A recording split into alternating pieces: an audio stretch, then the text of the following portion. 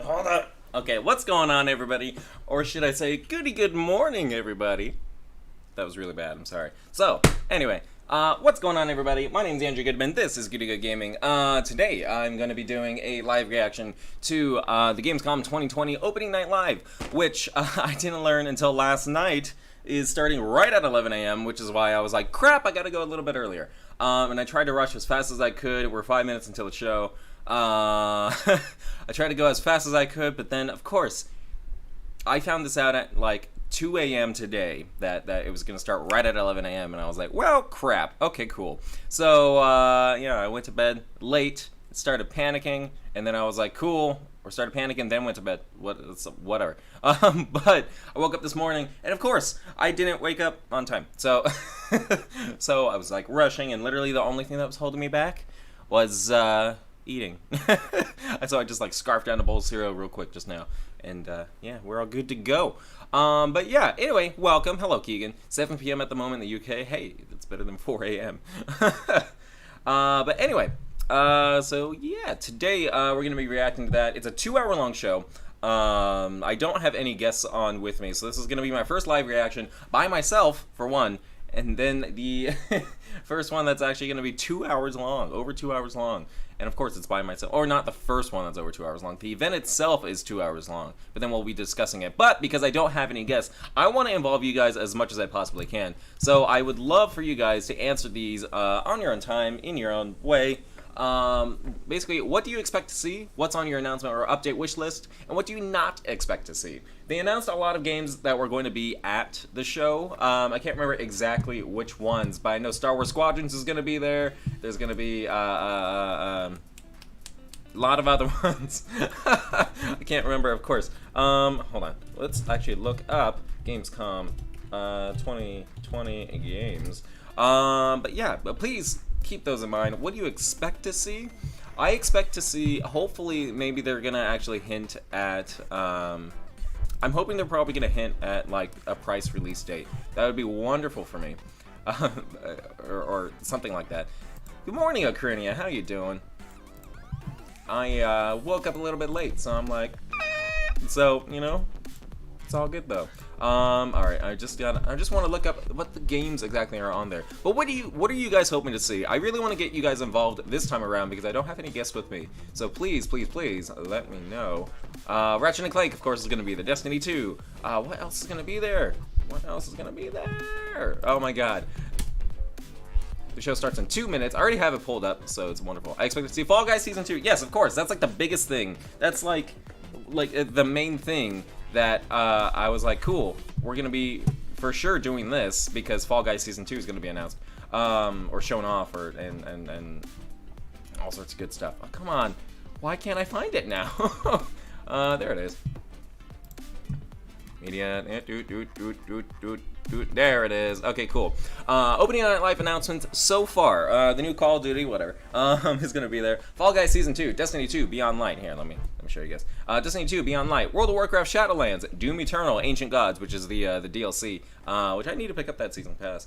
Mafia Definitive Edition, Ratchet and Clank, PS5 demo, and Little Nightmares 2, and Medal of Honor Above and Beyond. Medal of Honor Above and Beyond, by the way, is the VR Medal of Honor game that I saw a little bit of a preview for. There hasn't been much about it, but it looks pretty dope. I'm super looking forward to what's going on exactly with that game. But I'm looking at the stream right now, my stream and and the Gamescom live stream. Heard Spellbreak is going to be on this. Yes, they said that there's going to be a. Excuse me. There's going to be. They said that there's going to be a big announcement for Spellbreak, which is I'm looking forward to that. But it looks like they're actually showing right now during the pre-show. They're actually showing. Well, shit. They were showing Jurassic Park. Alright, well, I guess it's gone now. Cool. Jurassic Park Evolution is coming to Switch. So that's cool. Let's actually hide their chat. There we go. Now it's on there. Hold on. In-game center left. Wonderful. There it is. Jurassic Park Evolution running on Switch. I have it for PS4. I still haven't touched it. But cool. I'm glad that that's coming to Switch. I'm not surprised because Frontier, it's Frontier, right? Yeah, it is Frontier. If you don't know who Frontier is, they made the ever so popular little game, Roller Coaster Tycoon. Very little game. I don't know if you've heard of it, but yeah. Do you want me to join in Discord? I don't mind. I would totally have had you in Discord if we planned this ahead of time. Another one of my buddies, like late last night, said like, "Hey, I can join you," and I was just like,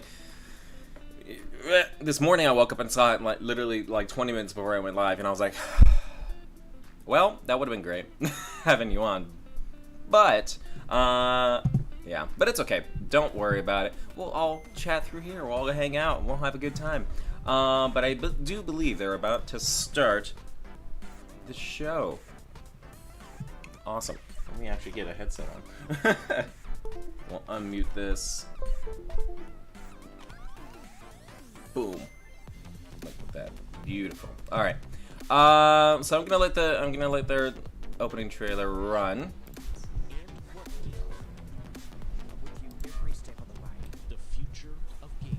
There we go. Oh, thank you. All right, so this is a 2-hour show, guys. So strap in. I have snacks just in case, you know, I get hungry within the first hour or after the first hour. So here we go. Welcome to Gamescom Opening Night Live 2020. Now this year, Gamescom is of course. Now I should probably say a little bit ahead of time. They said I looked on the Gamescom website, and they actually had like a creator accreditation, and I was just like, shit, I hope I don't get taken down. So if the stream cuts off at any time, that's probably why. A big live showcase filled with more than 35 games to kick off Gamescom 2020. Tonight you'll get a first look at Fall Guys Season 2 and an extended gameplay demo of Ratchet & Clank Rift Apart for PlayStation 5. Plus, we might have a couple surprises along the way too. But before we start, I want to acknowledge and thank all the game developers, marketers, and publishers who have worked under challenging circumstances to keep us entertained. This show is nothing without them or my production team, and doing a show at this scale safely is not easy, especially when all of you at home have some pretty insane expectations. I hope tonight... Was that kind of a dig? Like, you guys are ridiculous. Ah, shit. If you want to take a pee break, now's the time. I do like the little down here. I like that little graphic. It's kind of cool. Good, Jeff. Thanks for having me here. This has been a dream project for us to work on from nearly the beginning of development. We knew Black Ops Cold War was going to be a direct sequel to Black Ops 1, and we loved the it is? return to the pillars built the Black Ops franchise: deniable operations, conspiracy grounded in history, and that shadowy world of paranoia. And we get to mix all those together, drop the player into the 1980s at the height of the Cold War. And it's I'm also going to be typing out stuff right in here. Relevant to today and also uniquely Black Ops. Well, Yeah, when I watched the trailer for this, I was just like, this is Black Ops, or it's Call of Duty.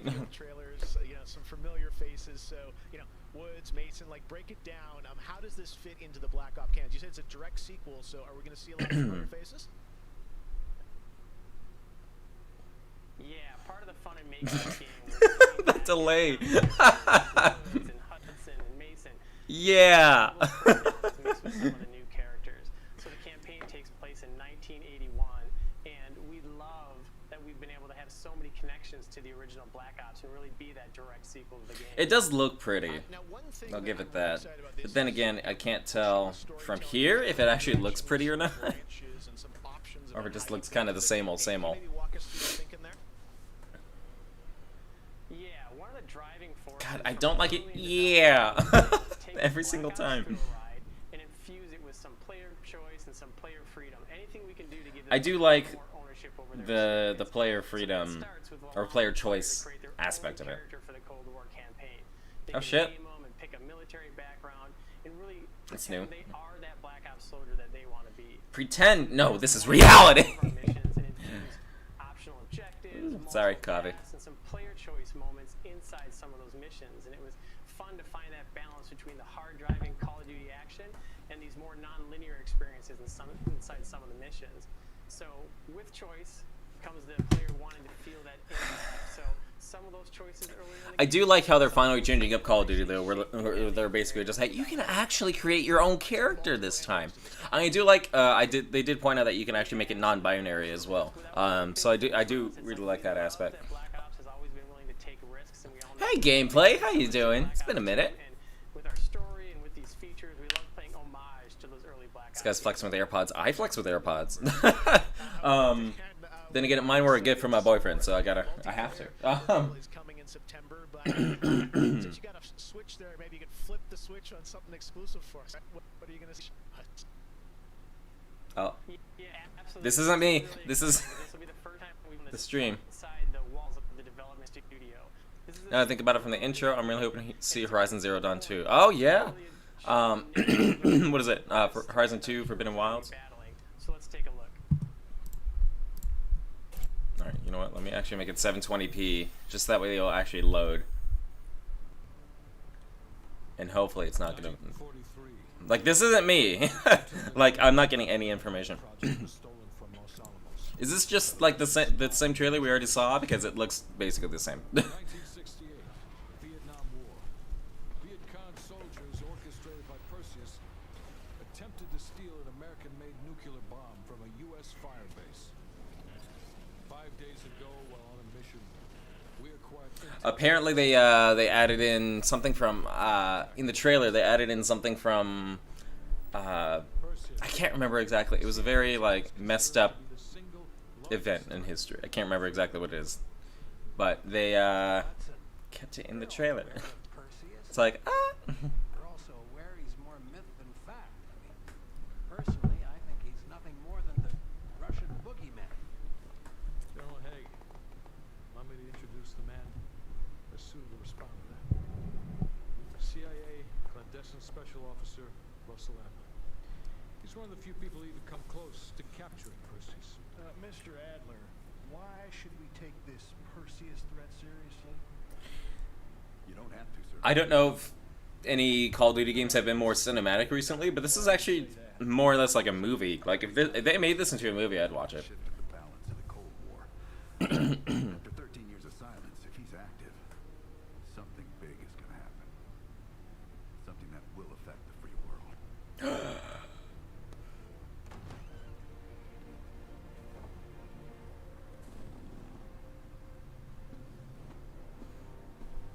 And of course, they have to add their historical figure into it. Mr. President. And it's Mr. President. Ronald Reagan. Yeah. Mr. President, this is Jason Hudson and Russell Adler. I know their names.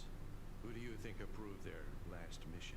God, the graphics on his face look great. They probably spent all the budget on just his face to make sure it looked good. Probably got permission from the Reagan We can, sir. family to Submitted use the his resolution likeness. to my team. Sir, their requests are One thing I was wondering though is, that the press gets old. What the hell are you talking about? did the Reagan family like actually approve? Like, would this be something that he would say or that he would do, Is the backbone of our or work. they just go ahead and just use it because it's a free license, basically? Tag on the free men and women of the world. Give Mr. Adler whatever he wants. Gentlemen, you've been given an important task. Protecting our very way of life from a great evil. That's crazy. There is no See all the wrinkles. There Keegan is says Modern Warfare was quite cinematic. Okay. And while My boyfriend has it. I need to maybe borrow it rest assured, and check it out. the entire free world will benefit.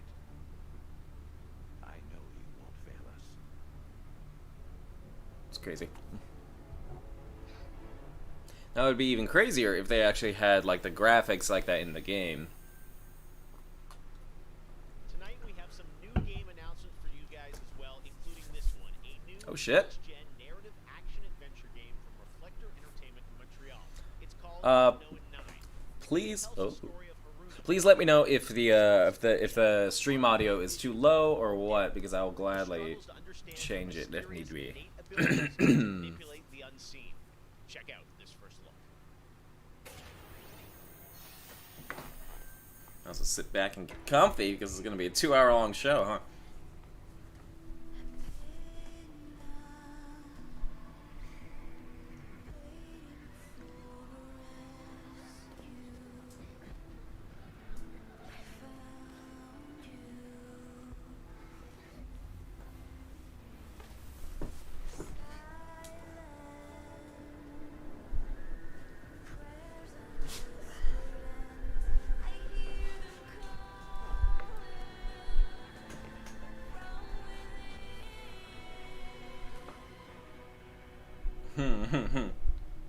She's probably like, wait, I can do that?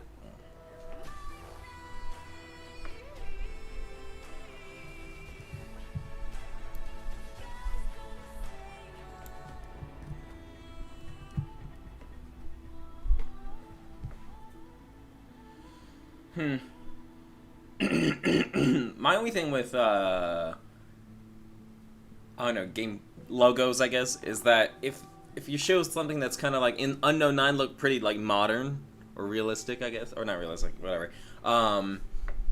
Like this looks like relatively like modern, but you're showing like an old setting. It kind of doesn't make sense to me. Graphics are amazing, can't wait. I mean, this is just a cinematic, so you can't necessarily just wait. That looks like a. All right, let's get gameplay. One of this year's biggest games has been Doom Eternal. Tonight we've got an exclusive first look at the campaign expansion called The Ancient Gods Part 1. Check this out.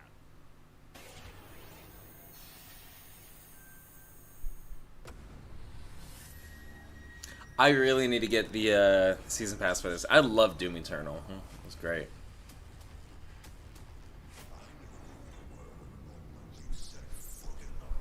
I can't understand a thing he's saying.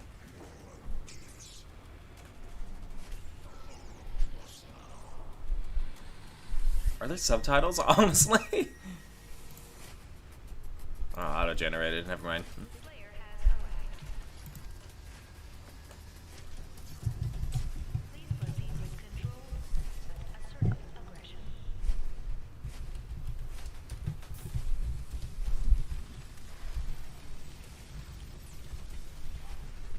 Hell yeah, dude.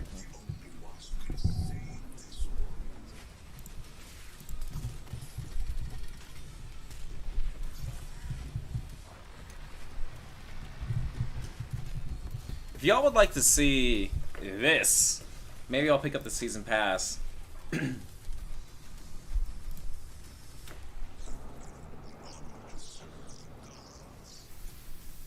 This is crazy. Doom is just ridiculously crazy now, and I love it. Well, I mean, it always kind of was crazy. Hell yeah.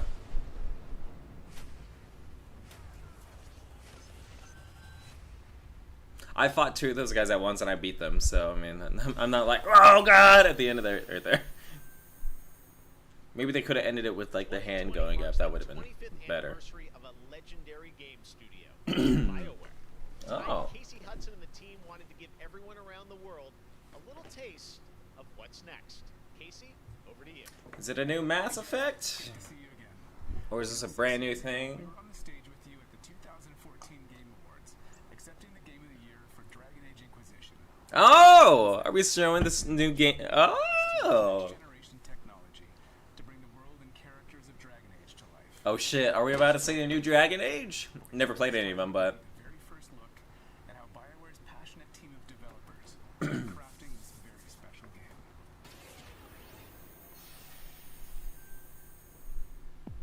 Hell yeah, alright. New Dragon Age. I've been at BioWare for a really long time. I thought those were graphics. from a company of 35 people. Until it got to him. People. This is a behind the scenes thing, huh? They're only gonna tease like the name. People in the industry, there's amazing stories to be told. And then say work in progress. Or name in progress. So we're always coming up with new stuff. BioWare used to be so great, and then they started releasing their stuff recently, and it just kind of like, oh, they tank real fast. The world of Dragon Age really has got it. So since they're only showing concept art, I think this game's not gonna come out for a good like 3 years or so, 3 or 4, maybe even 5 years. Hard-boiled detective stories, and of course, it's all wrapped up in kind of a fantasy setting. You really feel like you're the hero in the Dragon Age world, and you're saving people.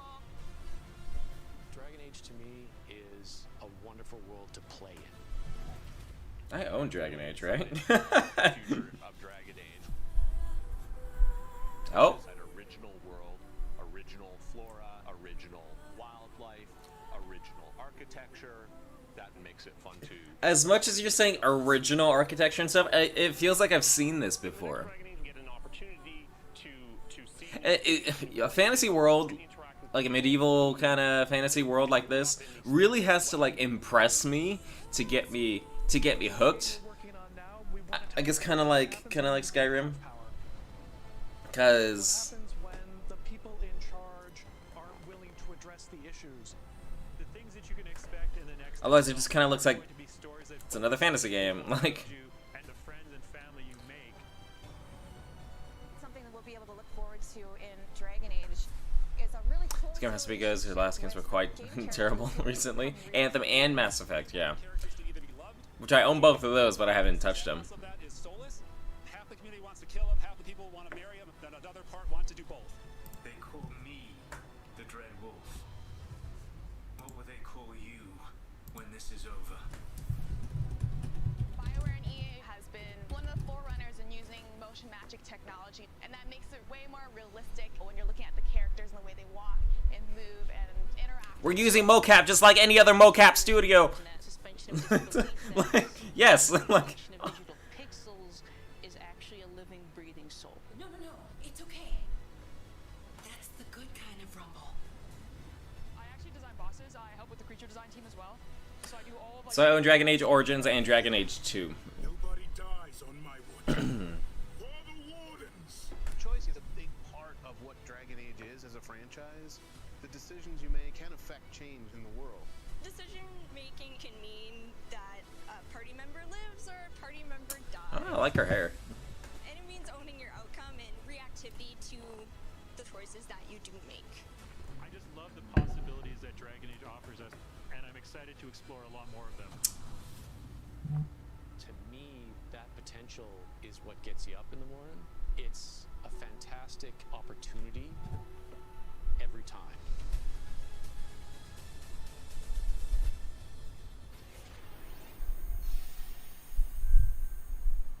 Next up, it's time for something special. Ah! Ah! Hold on! Oh, shit! Ah! I immediately got goosebumps. Ah! What? Oh my god! I think there's serious miscalculation. Wow, wait, you're, what's his name? Back to the Future? I'm an over. Ah! Okay. Rick and Morty. Yeah, we know who you are, but what are you doing here? I did come back from the future to this precise moment on August 27th, 2020, because it's imperative we launch Surgeon Simulator 2. Right. What? Why is this? You have to do a Surgeon Simulator? Yeah. In the mid-20th century, some friends of mine from Shire University invented a state-of-the-art medical training facility, otherwise known as the Surgeon Simulator Training Program. Now, 7 years later, we've digitized the experience. It's unbelievable. You can access the program through your computer and then be medically trained from the comfort of your keyboard. As a great Scott, this very moment. Tonight, I want to work Cool. a few examples of some of the incredibly successful tests of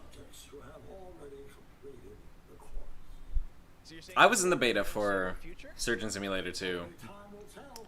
And speaking of time, I'm off to another world premiere, Avengers 26, Return of the Son of Thanos, opening 2077.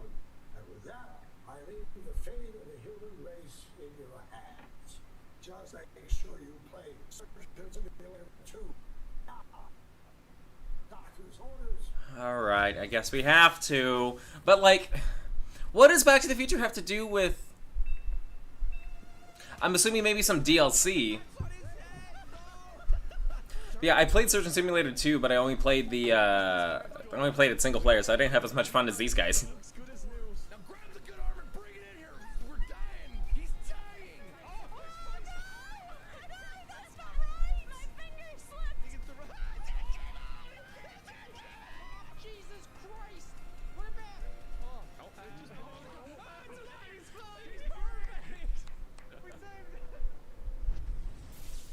So they had money, basically. They had money just to blow on... They had money just to blow on... Damn it, that made me so mad! Crazy. Wait until you get a load of this next game announcement that I don't think anyone probably saw coming. Check this out. That's... If this is not Back to the Future, I'm gonna be severely disappointed.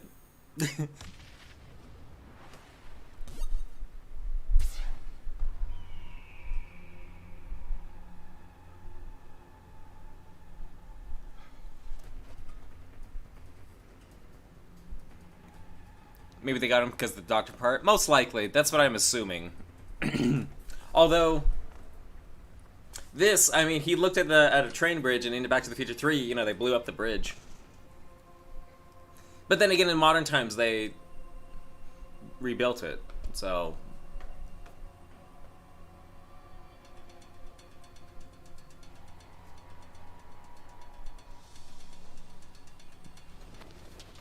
They probably spent, like, their extra money. They're like, you know who's a doctor? Dr. Brown!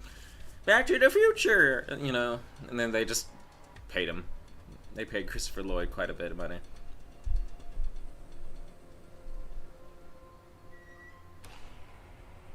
And it's another zombie game. Ooh.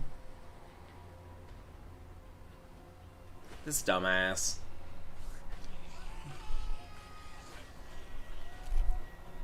Really? What? I mean, yes, sure, but like...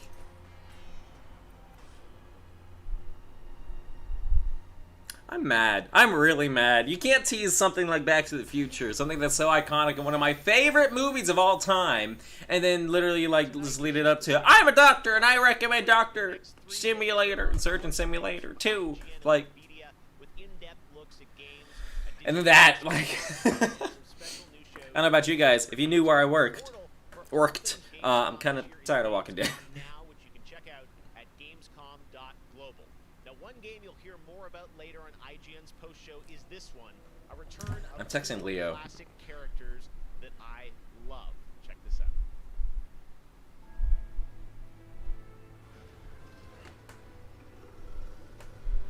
In a world gone strange,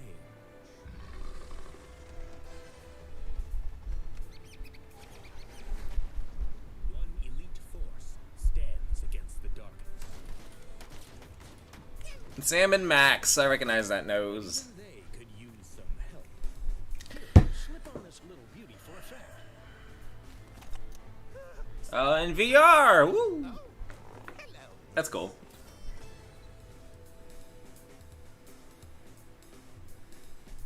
Sam and Max VR.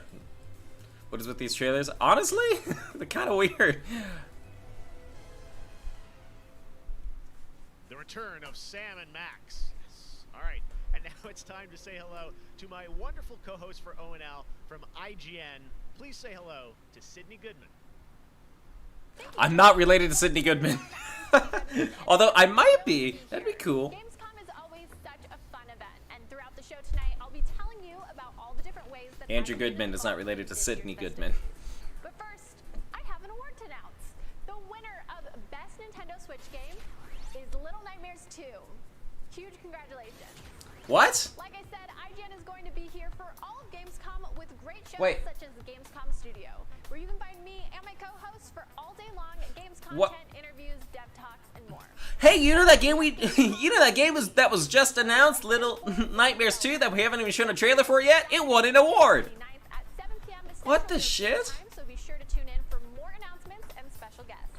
And now let's go back to Jeff for our next big world premiere. What is with the show? A man. What? What award? What if they have any Diablo mobile moments? They have to have at least one. Alright, well, on to our next game. In the next World of Warcraft expansion, players will journey beyond the mortal world of Azeroth to a place where no living soul has set foot before. The Shadowlands, the afterlife of an entire Warcraft universe.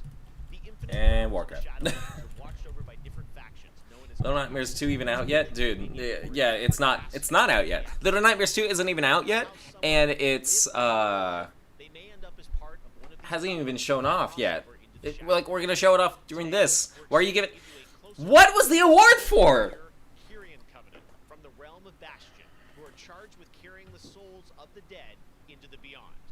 So sit back and get ready for the world premiere of Bastion, the first in Blizzard Entertainment's new 4-part series of animated shorts called Afterlives. Oh shit. Enjoy. Cool.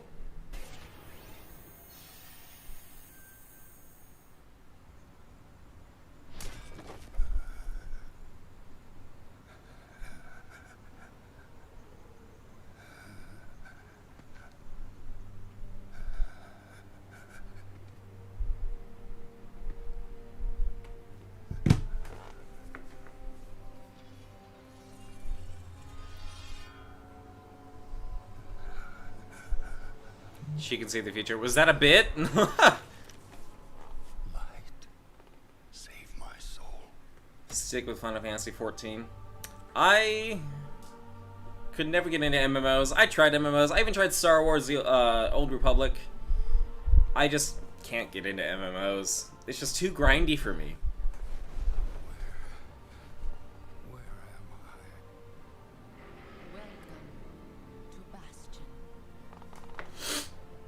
Anytime you say Bastion, I just think of the old, the other game. And for that, you have been chosen.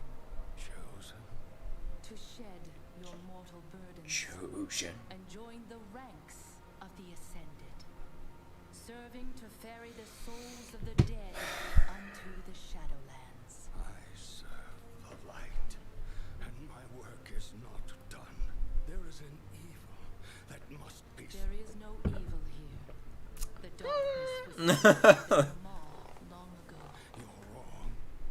He destroyed my home. I don't like MMOs either. Yeah. People and my Not my thing. He must be punished. You are an aspirant now. You must accept your new purpose and purge yourself of this desire for vengeance. She's tall. And not for everyone. Yeah. I've tried though, like especially with Star Wars: The Old Republic. Like even when I saw it on Steam again, I was just like, you know what? Maybe I'll try it again. But nah, too much time. He continues to demand retribution for his death. And this concerns you?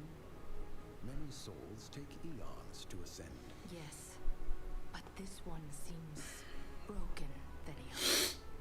Unlike any soul I have seen, I have begun to wonder whether he was deemed worthy of Bastion. By mistake. Be careful. If you need to take a pee break, this is probably the right time to do it. In time, he will forget. Because I'm not even sure what's happening. Trust the path.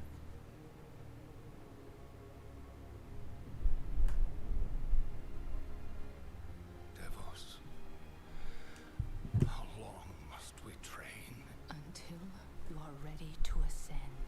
And what is keeping me from ascension? Nothing but the memory of your mortal life. How can I forget when I can still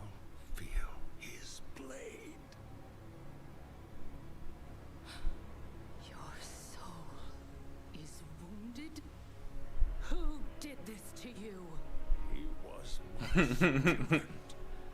betrayed us all. Show me.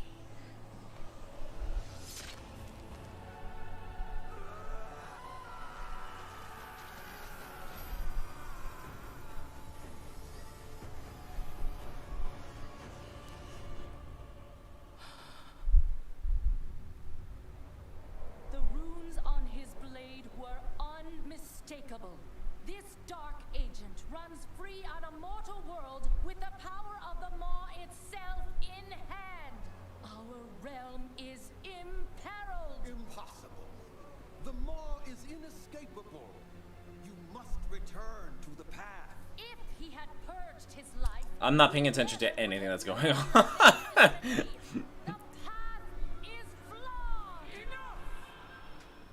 The order of the Shadowlands depends on the execution of our eternal charge.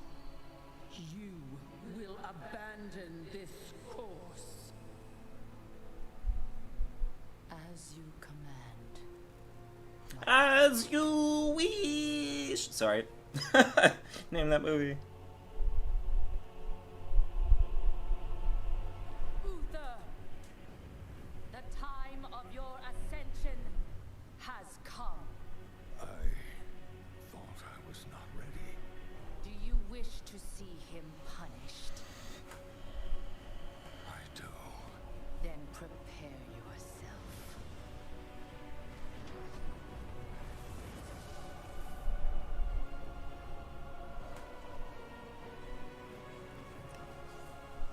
The moment he falls, What is this for again? will claim him.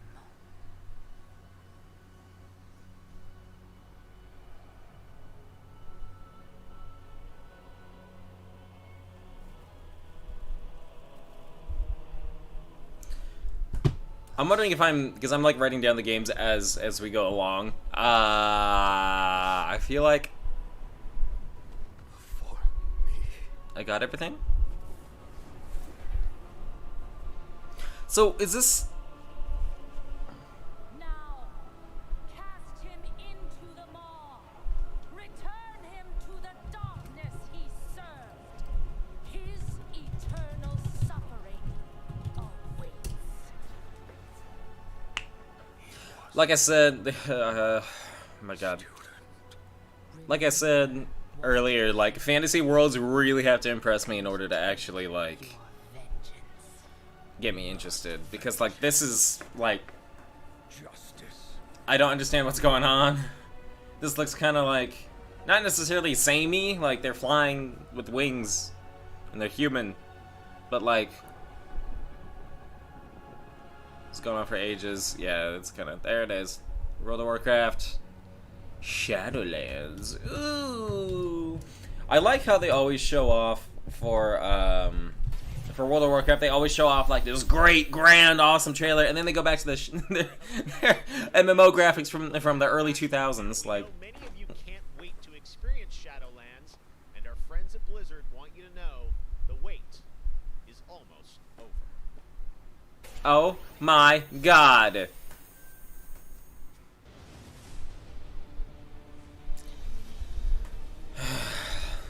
Well, Keegan said, I also think they should make a Back to the Future open world game where you can go forward and back in time. That's cool. You like a lot of open world games, don't you, Keegan? But they already have a Back to the Future game. It's by Telltale, which I have. I've been wanting to play it forever, but yeah. So this is coming out in a couple months. See what I meant, by the way, by like, oh, they show off all this like awesome looking trailer, and then they show graphics kind of like this. Like, these are nice, but at the same time, it's like, it feels old. I'm honestly surprised World of Warcraft is still going on. It's still as popular as it is.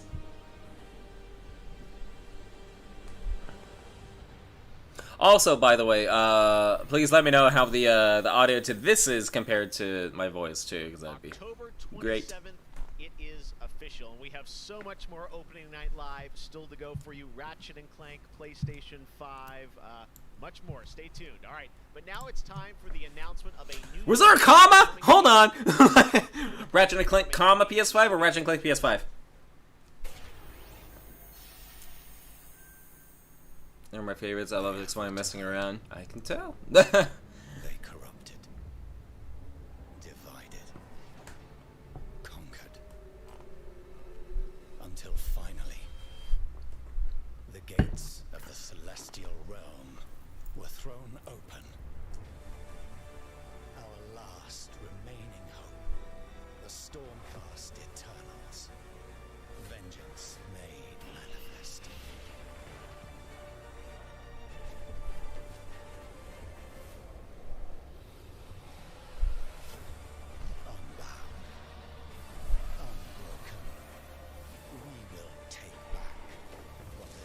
Stop showing me fantasy games that look all the same! God damn it, dude.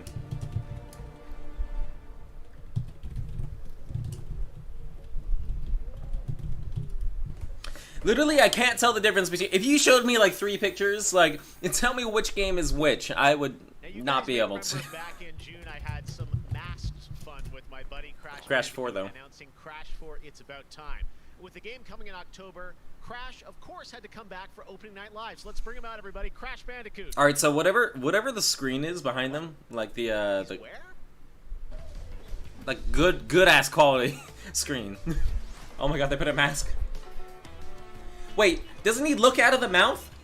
How's he seeing right now?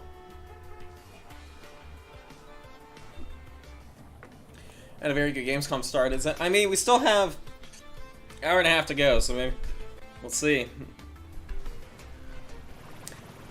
I wonder if they updated the costume for him to actually look through the eyes, or is it still the mouth?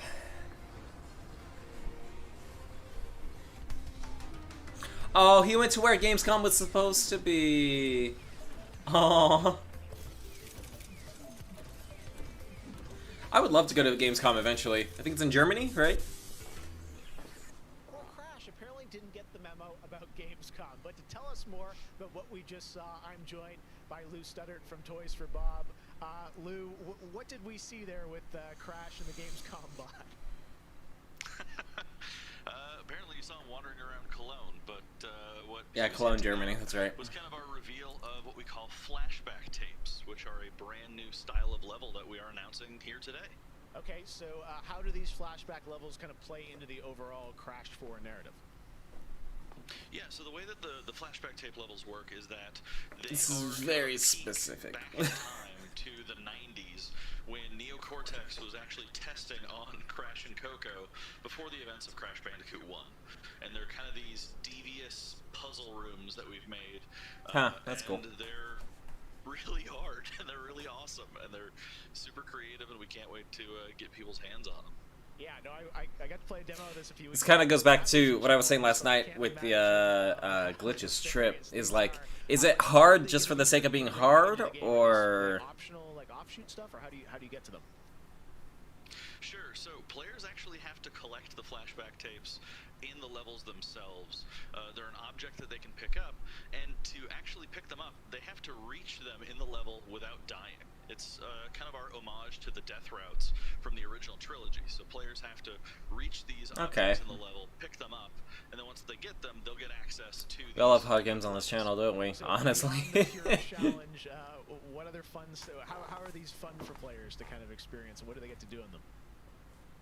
Sure. So one of the things that we did was we actually used these as, like I said, puzzle rooms. Really kind of fun, nefarious, devious ways for Crash to really express that pure platforming kind of aspect of gameplay that we know and love about the franchise. But then narratively for us, it was really cool to layer in kind of a unique perspective to the franchise. This is the moment when Cortex is really excited about the prospect of Crash being on his team, because Crash was originally created by Cortex, and so this is a weird point in time that's never really been explored in the game.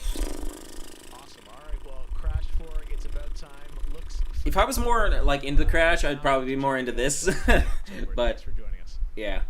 Yeah, thanks for having me. Awesome. All right, well, we will be right back after this for more Gamescom opening night live. After what? Where are you going? I mean, you gotta have a break, sure, but like... I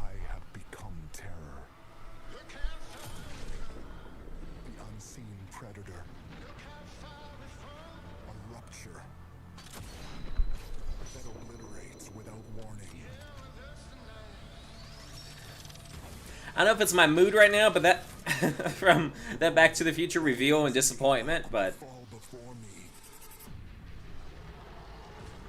But together, this entire planet will fear us. The anomaly alters us each in our own ways, yet we are drawn down the same road into the dark heart of creation. 'Cause I feel the way you feel. Yeah, I kill the way you kill. We will find the source, whatever it holds, whatever it takes.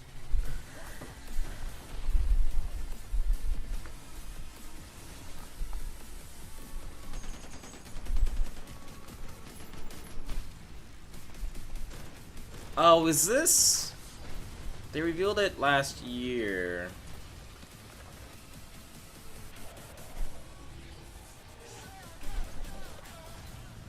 Yep, that's what I thought. Okay.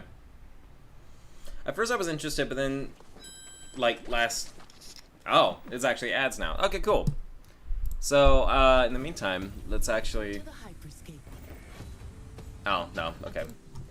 So, yeah, right now it's just ads for, like, games that have already come out. So, alright, well, what do you guys think so far? Because, as of right now, I'm a little disappointed. But, only because it's kind of like... I don't know. It's not necessarily like stuff that I'm like too hyped up about. Like you can't tease my favorite. You can't tease my favorite movie of all time, or one of my favorite movies of all time, and just literally have it be like, oh, he's a doctor. This game's about doctors. And not have any relation between the two. Like, what the fuck? Like, that made me so mad. I'm still pissed off about that. And if you don't know what I'm talking about, if you guys are joining in late, well, hi, welcome to the rage now. But, basically, they showed off, they basically teased Back to the Future, and then, like, interrupting out of nowhere, and it was just like, what? What's going on? And then all of a sudden, it turned out to be just like, oh, here's Doc Brown announcing that Surgeon Simulator 2 is now available. What? Like, pissed me off. There's no DLC or anything. There's nothing else, like, concerning it at all. It was just like, well, why? Why? Like, that made me so upset, dude. But also, now I'm looking at this and I'm like, is this actually, like, new? I don't think it is. Whatever, I don't care. But anyway, what do you guys think of the show so far? Because so far, it's kind of like what Keegan just said. I'm a bit disappointed as well so far. The best has been Call of Duty Cold War, and that's bloody Call of Duty game, FFS. For fuck's sake. You're right. I mean, the best thing for me, I guess, would have been... So I wrote down the games.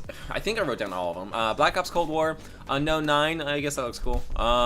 Doom Eternal, I'm excited for. It just looks like more Doom Eternal, though. New Dragon Age, which looks like any other fantasy game that I've seen. Surgeon Simulator 2, which had the reveal that pissed me off. Oh, The Walking Dead. Walking Dead Bridge Constructor. Sam & Max VR. World of Warcraft Shadowlands, Warhammer Stormground, and Crash 4. So, out of all of those, I guess I'm most excited for Doom Eternal, but even then, I was just like, cool, but...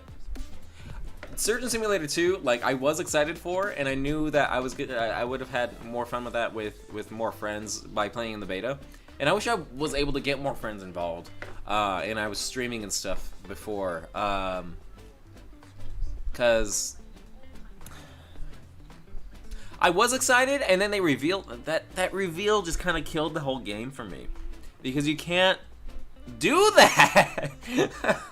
we haven't had a Back to the Future game since the Telltale one, which came out years ago, literally on last gen, PS3, Xbox 360. Then they remastered it for the current gen, and then now next gen's coming up, and I still haven't played it. But it's just like you can't do that. All right, they are back over here, so let's get back into it. In the industry, also smaller titles that should be on your radar. So pay attention to this next game. It comes from a team of 2 in Sweden, Tuxedo Labs. Over the past 3 is years, this developer Kenna? Dennis Gustafsson has built his own game engine to realize his vision for a fully destructible game world. What he's building has absolutely blown me away, so I asked Dennis to prepare. No, it's not Kenna. Kenna's Ember Labs. Just for tonight. I hope you're equally inspired by the ideas in this next game. Is Kenna here, one though? To watch. Teardown. No, Kenna's not here. Lego Star Wars is here, though, which was actually just recently revealed to be delayed. So I'm excited for that.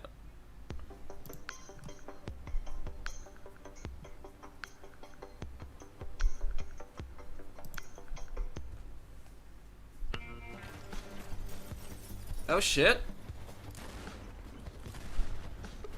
He built a team of 2 people and you built your own game engine is insane.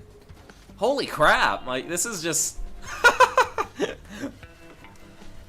Wow. Okay.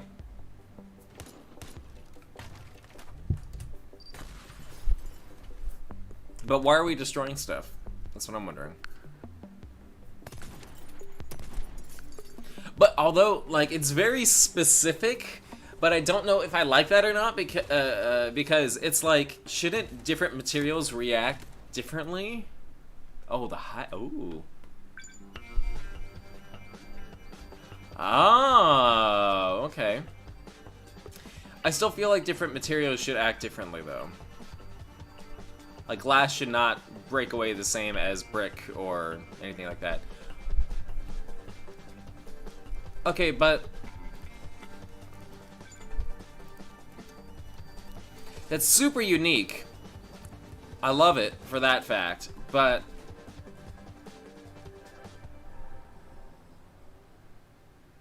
Teardown. Okay, yeah, I'm 100% down for that. Oh my god. Alright, so I'm 100% down for that. That was cool. That was unique. Oh my god. Something unique. Little Nightmares 2. Here's Little Nightmares 2. My only thing about that game is that, as far as like in terms of realism, no one's gonna see you like go and like plan everything and then go and all the way back and steal stuff. Like, whatever. That's the show so far now. I think that's cool. What a guy. Yeah, that was probably my favorite. And 2021 for PS5 and Xbox Series X. That's cool. It's weird that they're launching it not at the same. Oh, fuck this game. Yeah, nobody cares. All right.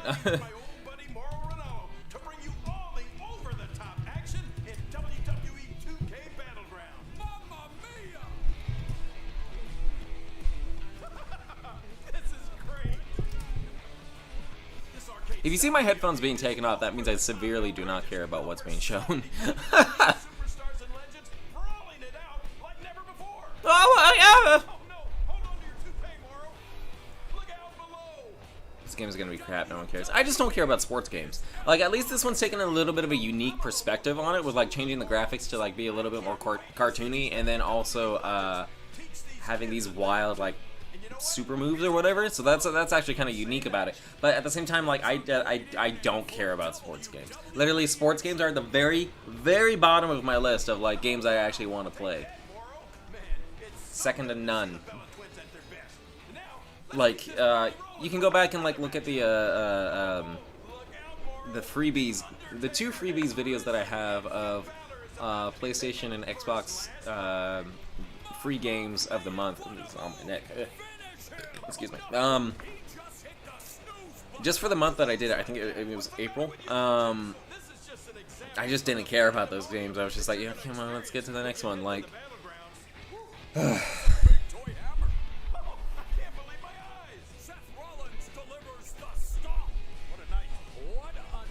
why do they keep changing it back to the what? I hate this editing! Like, why do you change it back to him live reacting to a different shirt every single time? Who cares?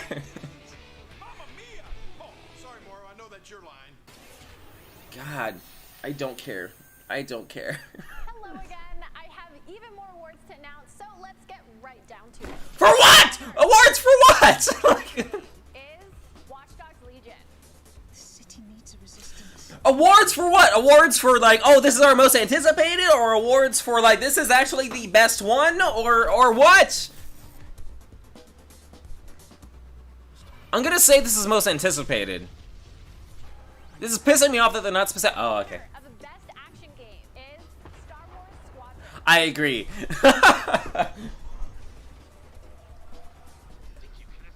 The awards thing is making me mad, though. It's just like, you're not being specific about what it's supposed to be.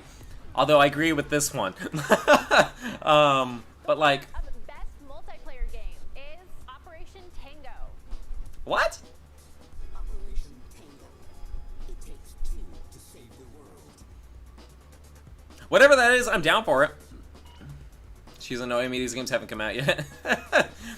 I'm just mad that they're not being specific about what these awards are for. Like, you're saying best, but like best Indie game is Curious Expedition. best of the show that we haven't even seen. Did not believe what I had witnessed. It was time for the world to learn my name. Congratulations to all the winners. As I mentioned, IGN will be here for all of Gamescom with great shows and new ways for you to get all your gaming news. Check it out. Well, based on this, I maybe don't want to check it out because I mean, we've turned the single biggest show in gaming into 5. Gamescom Now is your virtual show floor with up to the second live coverage. Gamescom Daily Show, Gamescom's first ever late night talk show. Our Gamescom Awesome Indie I recognize his voice. I know it's not Max Scoville. Gamescom Best of Show, including the Gamescom Award. Gamescom 2020 is available on IGN and wherever you stream. Damon Hatfield. That's the name. That's the voice. That's the voice. Now it's time to talk about that best action game winner, Star Wars Squadron. Yes! New immersive space Yeah! game delivers the ultimate I already pre-ordered this game. Literally the day it was announced to be pre-ordered, I pre-ordered that shit immediately. It's also cross-compatible and it's gonna be VR. He's gonna say it. 5v5 multiplayer battles, as well as an all-new authentic I hope. single-player story set after the events of Star Wars Episode 6, Return of the Jedi. Today, we'll get a glimpse of what Squadron's story has to offer by taking a brief look at one of the single-player missions featuring some collaboration by the Motive team. All right, sorry guys. I'm gonna shut the fuck. Okay, shut up. We all choose our path. Light Oh. or dark. Freedom or destruction. The Empire chose to destroy Alderaan in order to spread fear and douse the fires of rebellion. But the heroic pilots of the Rebel Alliance have chosen to keep fighting, to show the Empire that we are not afraid. It was their bravery that ended Palpatine's reign and brought about our new republic. However, the Empire lives on, shattered though it may be. As I speak, Imperial forces are edging toward the Bormia sector, hoping to end our new republic before we find our footing. As their empire collapses, they try to tighten. So they changed the logo like 3 times. And you can be a part of it. With the help of brave and daring pilots, this war can end. Make a choice. Fly with the new republic. Change our galaxy for the better. Don't let this be it. I'm Suzanne Hunka. Thank you. On Star Wars Squadrons. Our single-player story is one of daring pilots and deep-seated rivalries. Take Titan Squadron. Hunt down this Starhawk. Gladly, Admiral Slane. Over the course of the story, you'll fly as 2 pilots on opposite sides of the war. I believe it's 2 custom pilots too. Ah! That's VR gameplay. Oh my god. Rogue Squadron. I hear you're the reason I was able to finally get a comm through. Today, we're giving you a glimpse of an early Imperial mission behind enemy lines. One of our spies, Agent Thorne, has discovered. God, this is gonna be fucking wild in VR. I'm so excited. The mission is to extract her from an orbital outpost above Hosnian Prime. Behind enemy lines, you'll have to eliminate perimeter defenses. Alright, so in October, you guys are gonna be that annoyed to hell and back with me because I'm only gonna be playing this basically. October, when I want to do spooky games, but like Star Wars is gonna be the only exception that month. Cover our escape and escort us to the jump point. We have Republic corvettes inbound. Move, Titan. Ladies, change course and keep Agent Thorne safe. Titan 3, take out those fighters. Understood. I'll handle it. I just can't wait to drift in a starfighter. I don't know why. That just seems like the best thing to me. Ah! They're playing my favorite theme song. One of my favorite ones. Shattered Empire. Debrief with your squad mates between missions. Damn. I have goosebumps because of the music alone. Starfighters and join the galaxy's finest. I need you focused and ready to go. From bombing runs at the Nadiri dockyards to setting a trap in the Xavian abyss. God, it looks good. Squadrons will push the war to the brink and define the galaxy for years to come.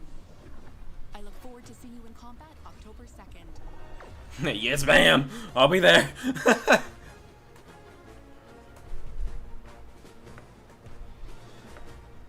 Just let the music play. Just keep playing there.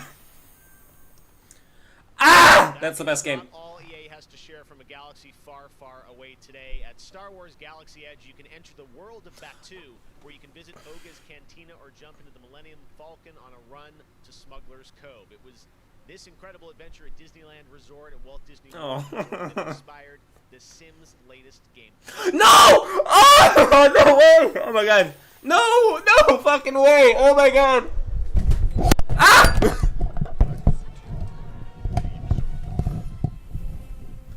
No!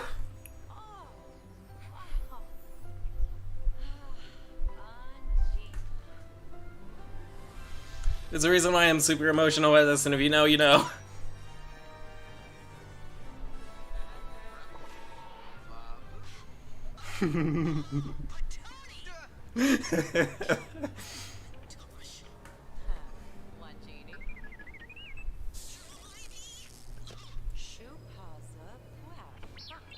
Oh my god.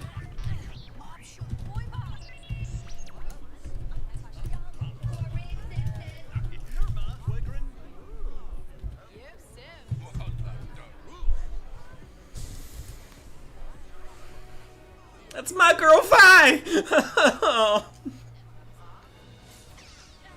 The homeland. I know, Angel, I'm literally like tearing up. I'm not kidding.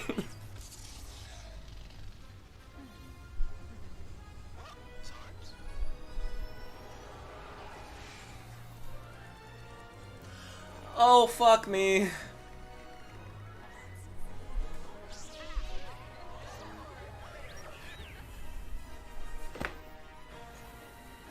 Oh, I didn't expect to get emotional today. September 8th! Oh my god, that's coming so soon! Oh my god, I know what we're playing next month. Oh my god. If you know why I'm... Oh my god. Even more Star Wars to come later in the show. Lego Star Wars: The Skywalker Saga. Yay! We're gonna see more. Second hour. We've got Fall Guys Season 2. Yay! Reveal of that. Yes, Leo, me too. For you guys to see, and of course, a gameplay demo of Ratchet and Clank Rift Apart for PlayStation 5. But right now, you might remember this next game from Amazon Interactive. I need to take a second. Sorry, guys. And today, I'm excited to share a new announcement from the team. This interactive thriller about a man stuck in a time loop is one of this year's most intriguing indie titles, and now they've added an absolutely all-star cast to the game. Here's a whole new look at 12 minutes.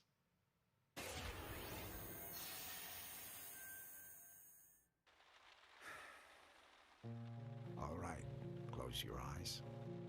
I want you to think of a flower. Look at its contours, its curves. Now I want you to imagine it changing, moving backward, returning to its bud. Think of that bud, unopened. Look at it as a whole, then silently repeat these phrases. May you be free from suffering. May you be free from fear. May you know peace and joy.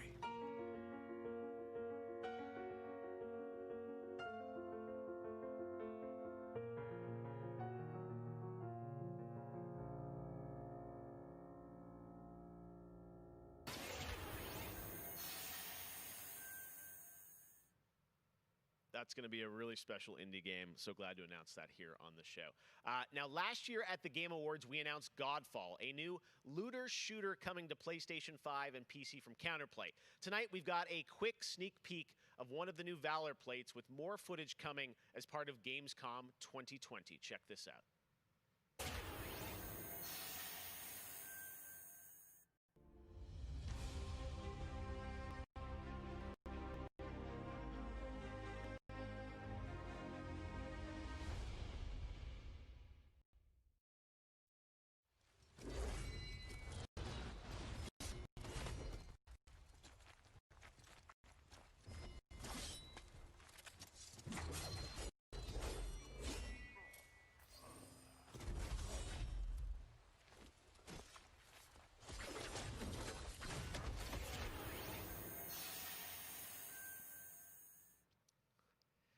We have much more ONL to come. Exclusive looks at LEGO Star Wars, The Skywalker Saga, Fall Guys Season 2.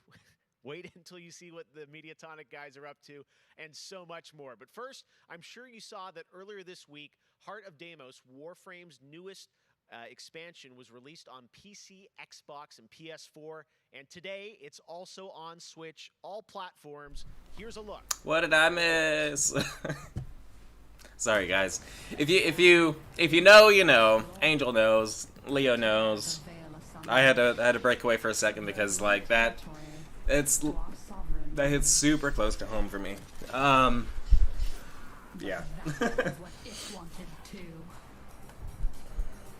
It raged unchecked through metal,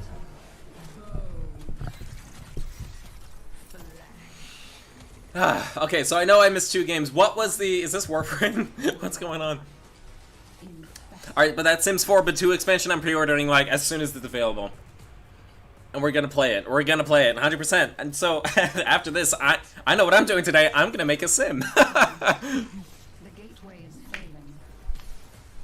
The jaws close. What is this? The final heartbeat approaches.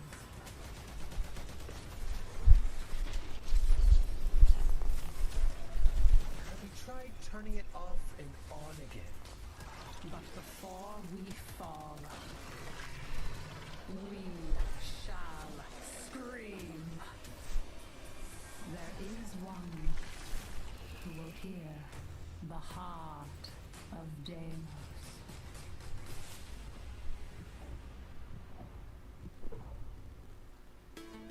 Oh, I just saw James McAvoy's in the and Daisy Ridley and William Dafoe. What the shit? Oh my god, we're playing 12 minutes. Bored teenagers or middle-aged parents who suddenly find they have to do something together with their kids. Also, I just missed what that was about.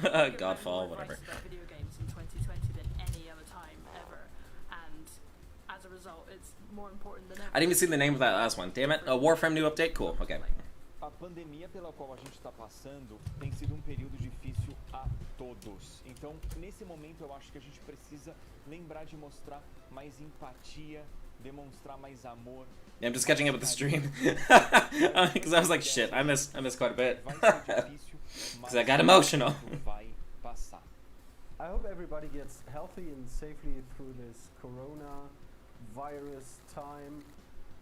Corona virus time. Don't make it sound like a party, bro.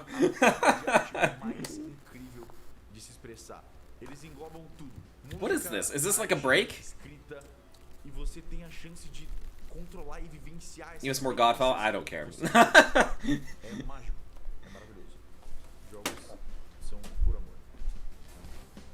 Richard cares though. If Richard was here, he'd be all over that. He would talk your guys' ear off about it. So is this just a bunch of world premieres, one after the other? So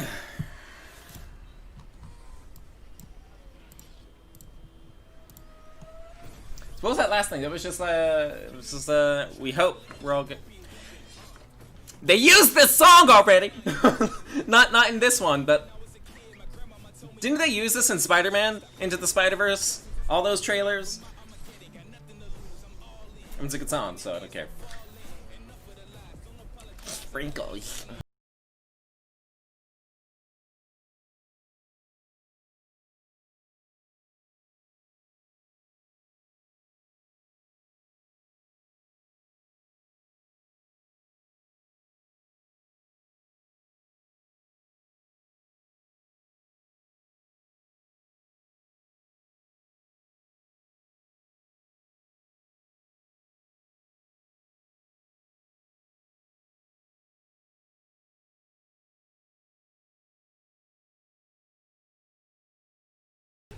Looks interesting.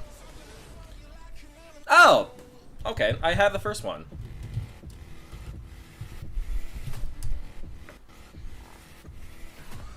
Yeah, I have the first one. I haven't touched it, though. I mean, the second one looks like the first one. Special crossover. Oh, we're gonna cross over with the first one! Just watch. Oh. Why not? Let's sign up for the beta. Overridebeta.com, right? All right, guys, we're back officially into hour 2. We've got an hour more of Oh, we are an hour in. Destiny 2 Beyond Light. Stasis, you're going to see a brand new look at that. Fall Guys Season 2 and yeah, boy! For PlayStation 5 and so much more across the next hour. Override2.com. Opening Night Live continues, and it just is the start of Gamescom 2020. But right now, on Override 2. The Override 2 beta website is actually, it crashed. Everybody wants to go sign up for the beta. Yeah, error loading site. We'll load it later. Hey, Mafia 2! Alright. So I played, or Mafia, remastered, or whatever. Oh my god.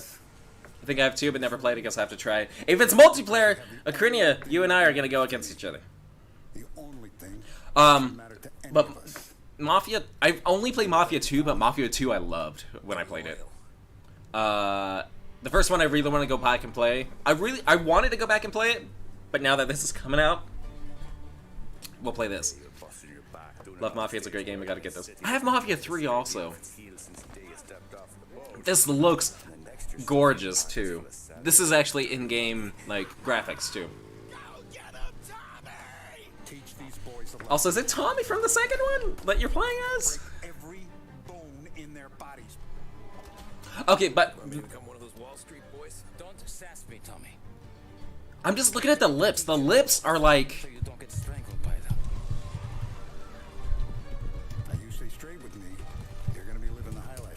That's kind of insane. You abuse my trust. Don Salieri, you won't ever need to worry about me. Okay then. Just looking at the lips, it's not like doing this anymore. It's actually like, damn. PS4 and Xbox One. It's not going to next gen. That's weird. I mean, it's going to be backwards compatible no matter what, but like, deal. Cool. From a team in Montreal, Canada, Lemnis Gate is coming in early. Alright, so they started off kind of weak, and now it's getting better. Around a 25-second time loop. Check this out. Wait. Is this Deathloop? No. Oh no, it's Frontier.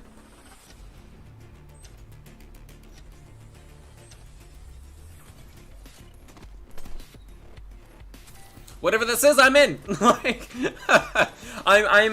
I'm a sucker for first-person shooters, but at the same time, like, this is like, I like the premise. Unless it's gonna be like Quantum Leap, where like you can shoot your enemy, and also while your old self is running around too.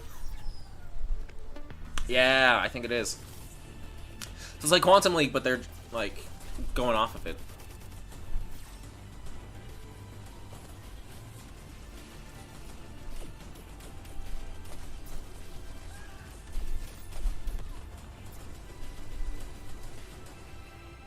Lemnis Gate.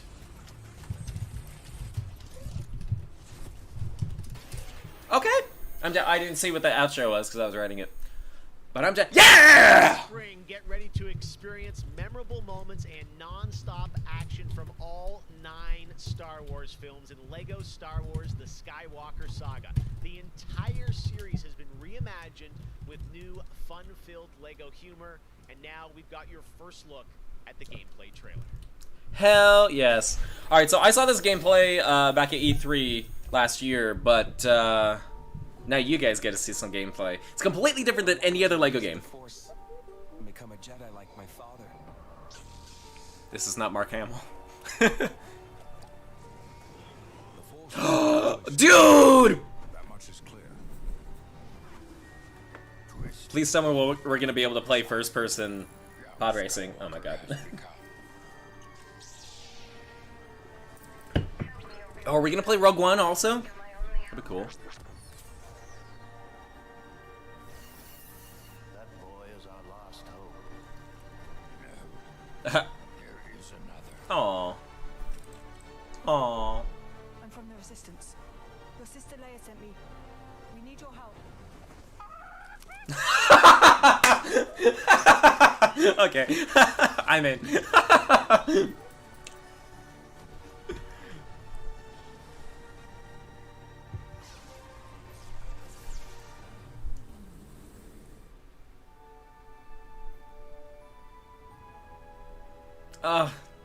The music. I know it's just episode 9's trailer music, but like, ugh.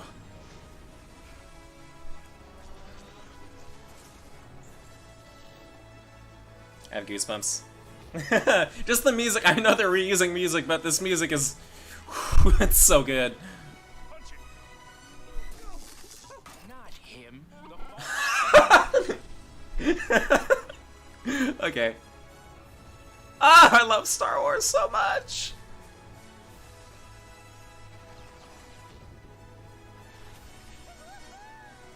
What?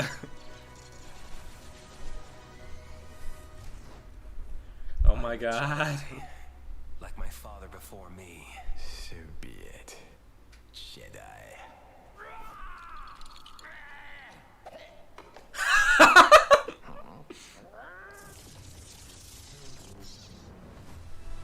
Yay! I'm sad it's delayed till next year. Oh my god. Yeah! Hell yeah! I'm in. Oh my god, yes! That looks great. Man, Lego Star Wars looks so fun coming to next gen as I am hyped We'll be right back for with Lego more Star world Wars. premieres Oh my of god. Huge new games like Ratchet and Clank, Rift Apart, Medal of Honor, Above and Beyond, and Destiny 2. But before that, here's a look at a game that is launching tonight on Nintendo Switch and Steam. It's Oh called shit. Struggle from Frontier, a fun physics-based platformer where up to 2 players control Troy, our fleshy hero. Check this out, and remember, you can play this tonight. Looks like so much fun. Yeah, dude. Leo, you and I are gonna have to. What the fuck is that? Ew. Leo, we're gonna have to play co-op on Lego Star Wars, but.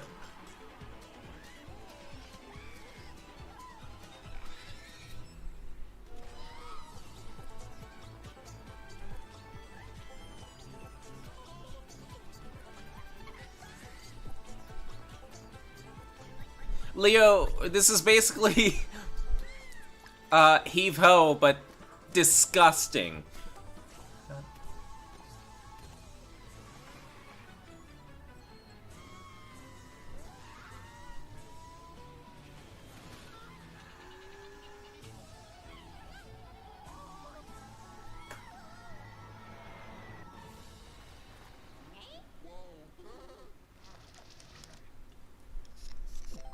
What the fuck? What the shit was that? Alright, well, we are, since they're on a break, we're gonna take a break too. Alright, so out of that last little bit that we saw before they decided to take another break, we saw Teardown, Little Nightmares 2, WWE 2K Battlegrounds, Star Wars Squadrons, The Sims 4, but 2 expansion, 12 minutes, Godfall, Warframe, Warframe's update, I should say, Override 2, Mafia Definitive Edition, and then Lemon Skate and Lego Star Wars: The Skywalker Saga, and then whatever the fuck that was. What was that called? Something? Hold on.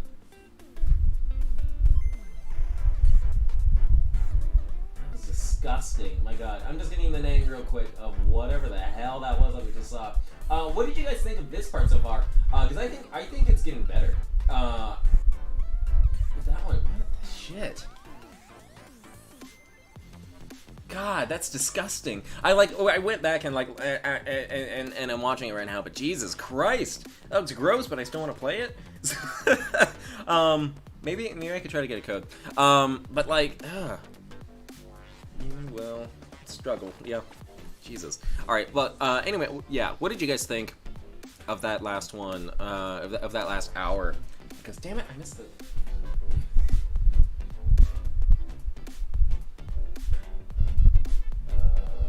Struggling, I guess. That was that was it. All right, we'll just put struggling because I think that's what that was called. It's getting much better now. Bad start, great finish, I guess. Yeah, that's basically what I'm kind of coming down to. Because as of right now, like my most hyped games now are what we just saw in that last hour. Yeah, struggling. Okay, cool. Yeah. My favorite things are what we just saw in that last hour.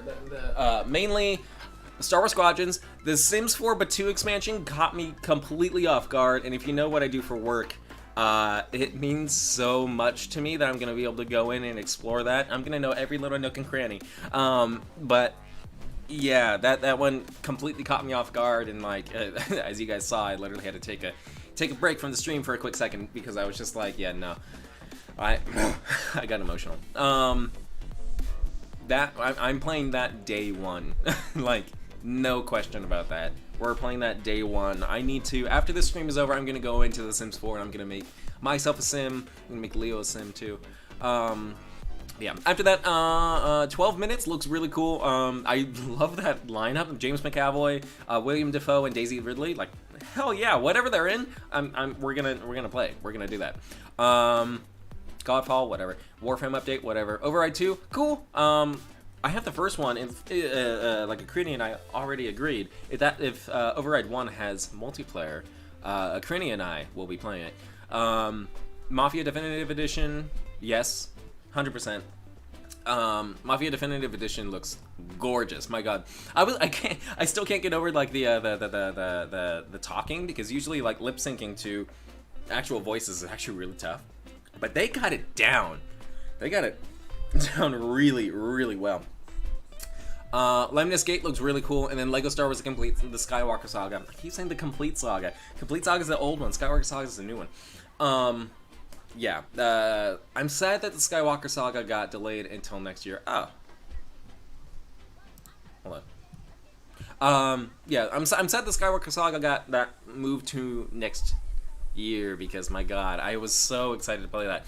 But I guess one Star Wars game a year is not bad. I'll take one Star Wars game instead of no Star Wars games.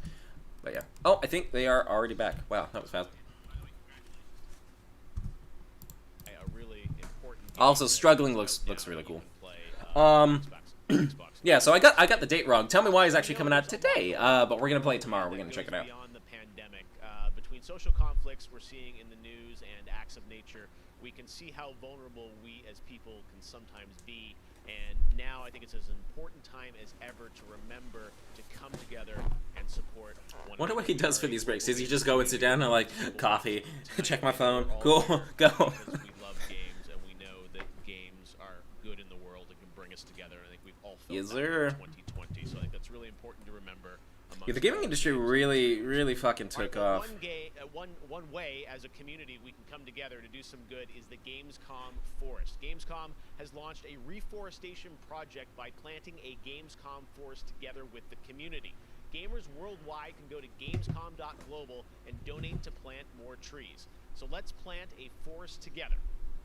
All right, well, now we're going to move on to another game, and this one was announced back in May. Chorus is a dark space combat shooter where players take control of what? On a Chorus? quest to destroy the dark cult that created her, featuring rich ray-traced 4K 60 FPS environments. So it's not gonna run on my. So it's not gonna run on my computer, basically. Chorus? That's what the name was. Ooh. I'm more into sci-fi than I am fantasy. I don't know if you guys can tell.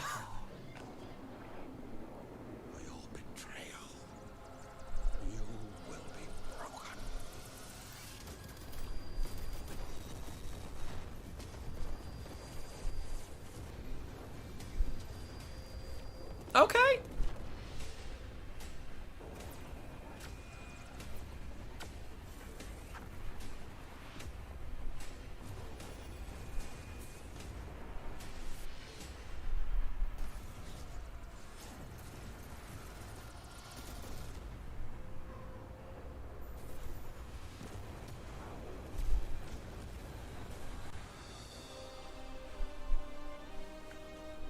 corpses.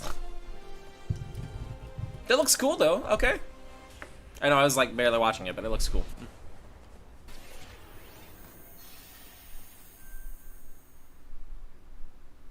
How many crowns have you won? If one. Oh, damn! Here we go. 2020, it absolutely is Fall Guys from Mediatonic in London and Devolver. Oh shit, guys! This is what everyone here at my channel was waiting for. Our industry at its absolute best. I'm excited. Well, soon the Fall Guys experience will evolve with Season 2. There's a lot of new stuff coming, and tonight, Mediatonic is about to give you an exclusive sneak peek. Hell yes! Next. Okay. Get ready. I think the internet is about to freak out. Here it is. Oh my god. Fall Guys, Ah! Season 2. Ah! Okay. Oh shit. Internet's about to freak out. Ooh. Hey, I'm Joe. I'm the lead game designer on Fall Guys Ultimate Knockout, and I just want to reach out and say thank you to everyone who's been playing and enjoying the game so far.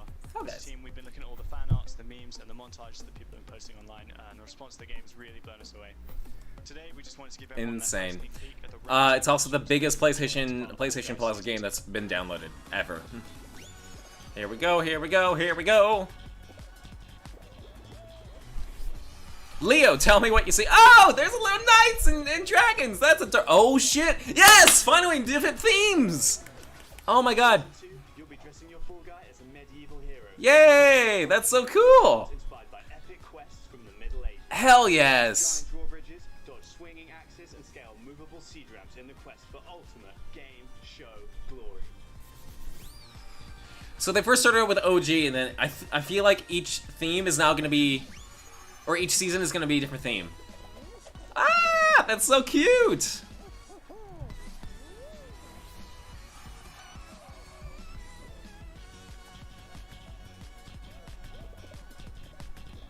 Oh my god.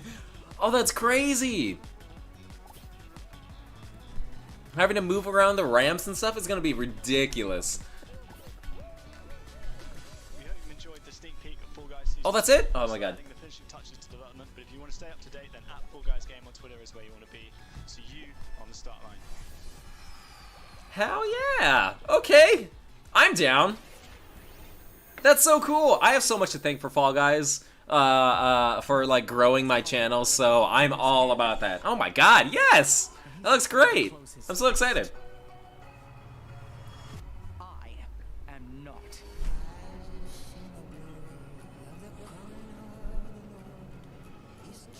It's gonna be really hard. Yeah, dude.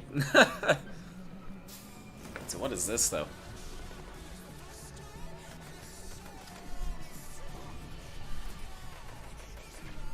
You're gonna have to work together to get past. Yeah, it's gonna be it's gonna be ridiculous, but I'm excited. Cunning than both her brothers put together.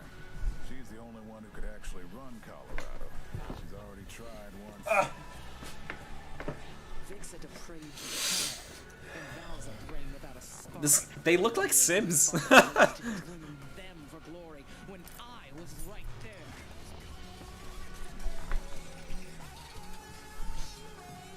Like the graphic style reminds me of Sims 4. So it's like getting me confused. Imagine it's actually like a like a thing in Sims 4. Go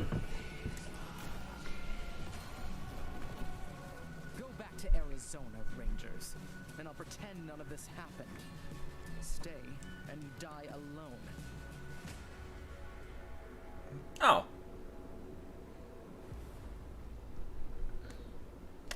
I'm going to yellow team, no one helps the yellows. I really haven't found appreciation for gaming at this time, because my appreciation for gaming This is more like just like, oh, it's beautiful. Games are beautiful. Gameplay for this reminds me of Mutant Year Zero. I never actually played Mutant Year Zero. I'm gonna mute it real quick. I never played Mutant Year Zero. I kept seeing it. Although, I mean, those kind of games are all very similar. Like XCOM, Mutant Year Zero, Wasteland, and then Mario plus Rabbids. They're all kind of very similar. Although I think I almost finished Mario plus Rabbids. Like I've been like super taking my time with it, and like I do want to beat it, but you know.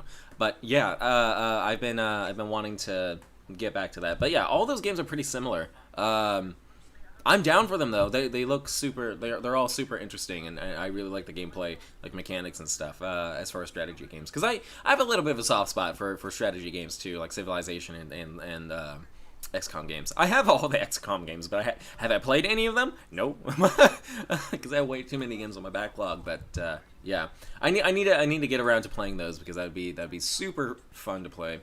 Go through the entire XCOM series and even the new one. But yeah, let's get back into this. Hey everyone. Hi. I'm Vince Sampella, head of Respawn Entertainment. Hey Vince. When we set out to create Medal of Honor Above and Beyond, we wanted to bring the series back to its roots. Dope. The Medal of Honor franchise is known for its This is the VR Medal of Honor game. that put the player in the boots of a soldier who was there. It's a series that is grounded in history. Love the strategy type games, even though I suck at them. I don't like to say I'm good, and I don't like to say I'm bad. I'm just kind of like, I have fun. Peter and I actually worked together on Medal of Honor Allied Assault in 2002, and I'm really happy he's joined us at Respawn to craft a completely new experience in VR. The team is creating a riveting and emotional journey through World War II like you've never seen or played. It weaves in the personal stories of the veterans and survivors of the war through powerful interviews that help set the stage for what players will experience. It's more than just a game. And we could not be more excited to show the world the next look at Medal of Honor Above and Beyond. Alright, I'm actually looking forward to this. I've never been into Medal of Honor. I played like one of them. But even then I wasn't like too like super into it. But a VR one? Yeah. Alright, to mature audiences. Keegan, look away. And gameplay, if gameplay's still here. I know this is the first time some of you will see combat. I know you're scared. I'm down to play this on stream. I'm scared too. Oh shit, I haven't been typing them down. Damn it. Oh, guys. No, no, oh god damn it. That means I can't play it. Or I can, but it's just gonna be complicated. It's happening inside Gestapo headquarters, and we don't know what it is. We're gonna have to improvise here. Dope. Hell yeah. I'm into this. Members of the Resistance are perhaps the bravest people fighting in this war. But you really should stop. There is no future in it. That's cool. Dude.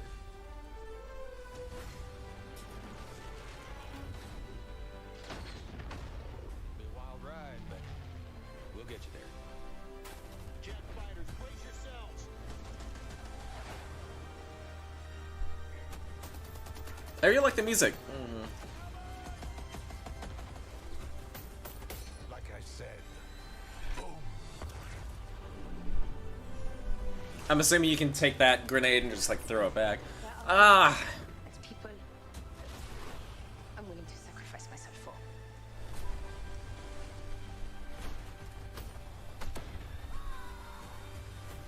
Hell yeah, dude. somehow Hell the yes. crew has been tasked with saving civilization. God help us all. Dude, I'm down for that, but the thing is, I don't have Oculus. I have HTC Vive. I can still play it with, click, go behind the story. I can still play it with Revive, which is a mod for PC. It'll be a little bit more complicated to play, but I'm so down. That looks great. Game director on Medal of Honor Above and Beyond to talk more about Played Medal of Honor way back and it was a great game. I don't have VR, so I can't play. No. Peter, I gotta say, the That's so sad. really grabbed me. Such an incredible That looks great though. I'm at something different in a war shooter. What? Having us on the show, I'm representing a whole team back at Respawn that's been working really hard on this. And it's The audio for their stream is not synced with this guy. Going back to its roots was always about putting the player in the boots of a soldier fighting in World War II. And with VR, we're able to do that in almost a literal way. It's definitely the most immersive experience, most immersive combat experience I've ever been able to work on. And the story follows you as a player being recruited into the Office of Strategic Services, commonly known as the OSS. and their mission was sabotage. OSS, like in Spy Kids. Search and rescue, everything in between. You name it, they did it. And they're known by a different set of initials now, the CIA. But during World War II, they sent operatives all over Europe, deep behind enemy lines. And that allows us to tell a story where you get to go to these places and locations and participate in events that really helped shape the outcome of the war. I'm just watching the gameplay, and like the gameplay looks dope. There's a lot of interactivity in the environment, emerging gameplay. You got And that's what I really like too. things in there. Tell us a bit about how you're using that to tell the story. It seems like it's all kind of through a first-person perspective, but there are some story sequences. How do you tell the story? Oh well, we shot over 120 pages of narrative. Wow. Which is more than some feature films. We had a huge international cast of phenomenal actors, and it was fantastic. And the story follows a classic three-act structure. Act 1 is working with the French resistance. If you guys hear upstairs neighbors stomping around, I apologize. I've complained about them so many times now. And what do they keep doing? And then the third act Anyway. is dealing with the Nazi secret weapon program, which involved things like the 262 jet and the V2 rocket and things that could have really turned the tide of the war if we hadn't stopped them. So you get to go. I want to bang on the ceiling back so badly. I hate it. And the story Let me know if you guys can or can't hear it, because it's from your perspective. Because fucking annoying. Every single time I go to film. is the camera.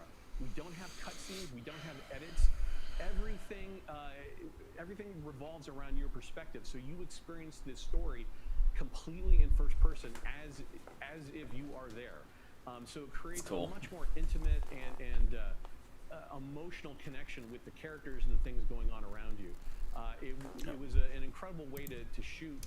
One of our animators stood in for the player throughout the 3 weeks that we were on stage, and all the actors. 3 weeks? That's it? Always reacting and talking to you directly, and in VR, it's such a powerful thing. It's all about building that emotional. That's kind of crazy for me.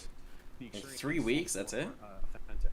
Well, you and Vince, I know this series is really close to your heart, and I'm like, wow, there's what's happening? Experience. It looks really rich and detailed, obviously authentic as well. There it is. Okay. Paying tribute to everyone that was involved in the war.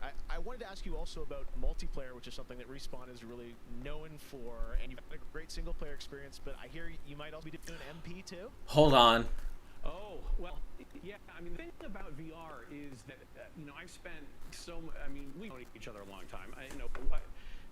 Stop skipping. Career No! natural human movements to a controller, and just figuring out things like making feel good, and one of the hardest ones is leaning. And in VR, you know how you duck, you just duck, and how you lean in VR, you just lean. And so the ability to lean around a corner, just kind of peek around the corner and see where the bad guy is just, it heightens the tension so much. Okay, yes, but... It makes it feel all the more real, and when you put that into a multiplayer experience, okay, it just raises it to a whole nother level. So oh! we are shipping, in addition to the campaign, we are shipping a full suite of VR modes, including a few that you can only do in VR, and we're really excited about people playing those. Our VR, we're gonna have VR modes in our VR game. Did you know? Wow, well, definitely a full-blown VR experience. I gotta say, I'm really excited to put the headset on and try this, and it's coming out later this year, right? Coming out holiday, so yeah, fasten your seatbelt. It's a holiday because they don't have a definitive release date in case I need to delay it. We've been working on it a long time, like you mentioned. I'll be playing that this holiday though, if it comes out. Everyone at Respawn, it's like for sure, that's going to be one of the games that I need to play. Experience for a lot of us that got our started our careers working on those original set, going back first one and Allied Assault, and now to be able to bring Above and Beyond to a whole new generation is one of the most exciting things we've been involved in. Awesome. Thank you so much, Peter. Opening Night Live. We'll be right back. And in the meantime, okay, here's a look at a new game that is launching. That was short. All right. New game launching tonight. They have a lot of like tonight. Actually, this is like the third thing, but another fantasy game. Woo! Oh wait, I think this is what Akrini said earlier. Spellbreak. They said it isn't safe. It can't be controlled. I think. I mean, this... Yeah, this is Spellbreak. Okay. Wait, it's launching tonight? Because I've been in the beta, and the beta was still going on. They didn't say it was going to end anytime soon. Did they? I haven't been paying attention.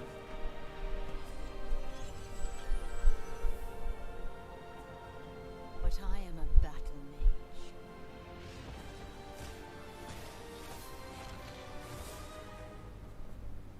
Was there a big announcement, a release date?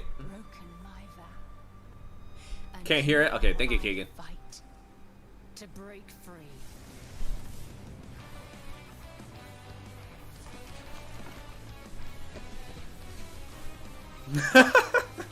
I had to.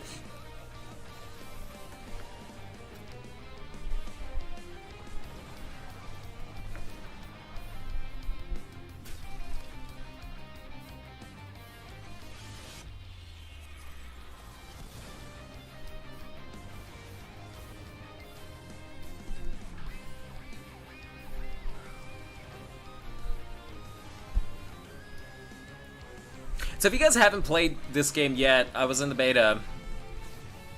And here's the gameplay itself. It's actually a lot of fun. I was really surprised with how much fun I had. And for it being a battle royale game, I was so happy that they actually mixed it up and changed it to be something so unique. I wanted to play more of it. I just don't have friends that play it. I have maybe a couple, but like I don't play with them very often. Now my question is it going to be free to play or not? Because I was able to get in.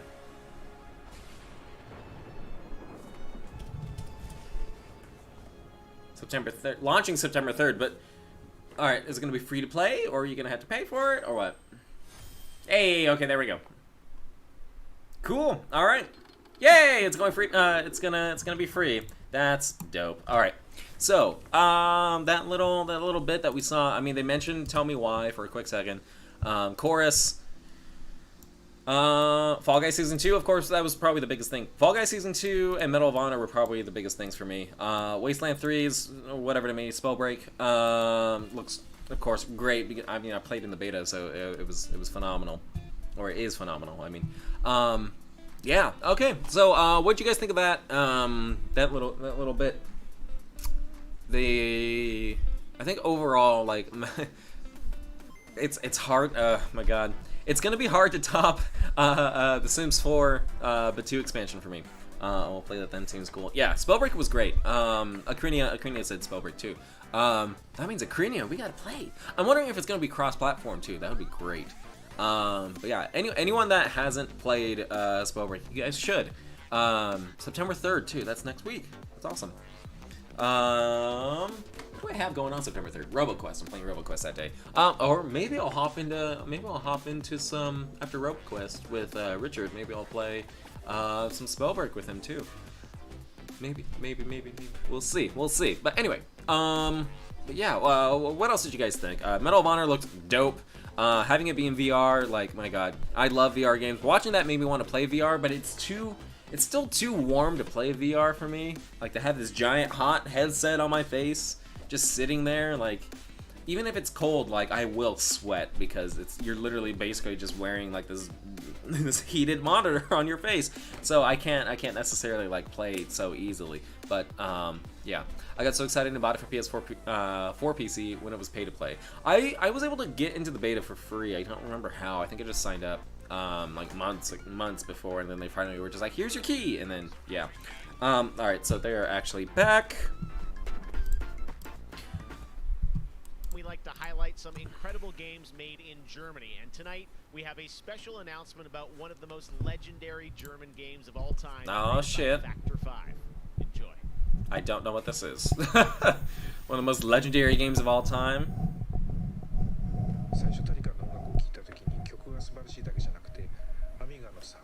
Oh wait! I think they teased this last night. What was it? I don't know. I'd say they're one of the greatest indie developers of all time. What was it? God damn. It had such a unique name, and I'd never heard of it before. Although, is that Alien?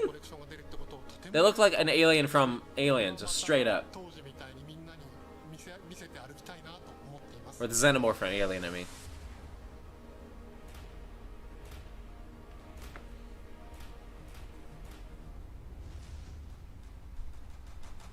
This was the first game that allowed me to completely fulfill my musical vision. It defined my career, and the fans have been... I really like this music. This music is dope. To this day, It's very like 80s synth. I love it. works.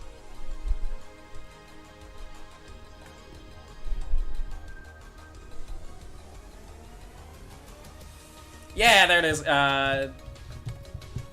Never heard of it until last night. Last night I was looking up stuff for Gamescom, like right before. Oh, that's it? Okay. I'd never heard of it, but I know it's a platformer. So that's cool. Hey, Destiny 2.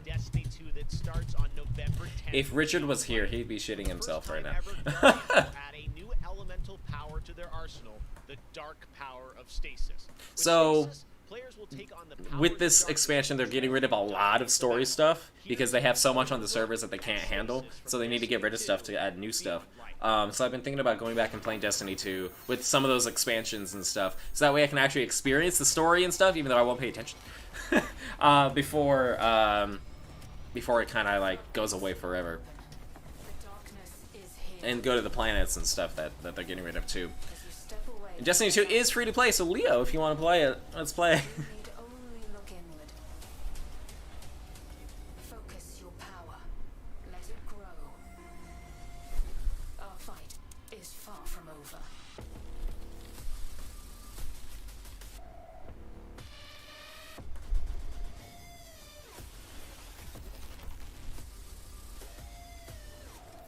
I always played as a hunter. Never played as any of the other ones. Destiny 1 and 2. But Destiny 2, I love playing it because it feels great, but the story and stuff reminds me of MMO stuff, and it just kind of like turns me away. There we go. Cool, cool. Original Destiny was so good. Destiny 2 just makes me sad.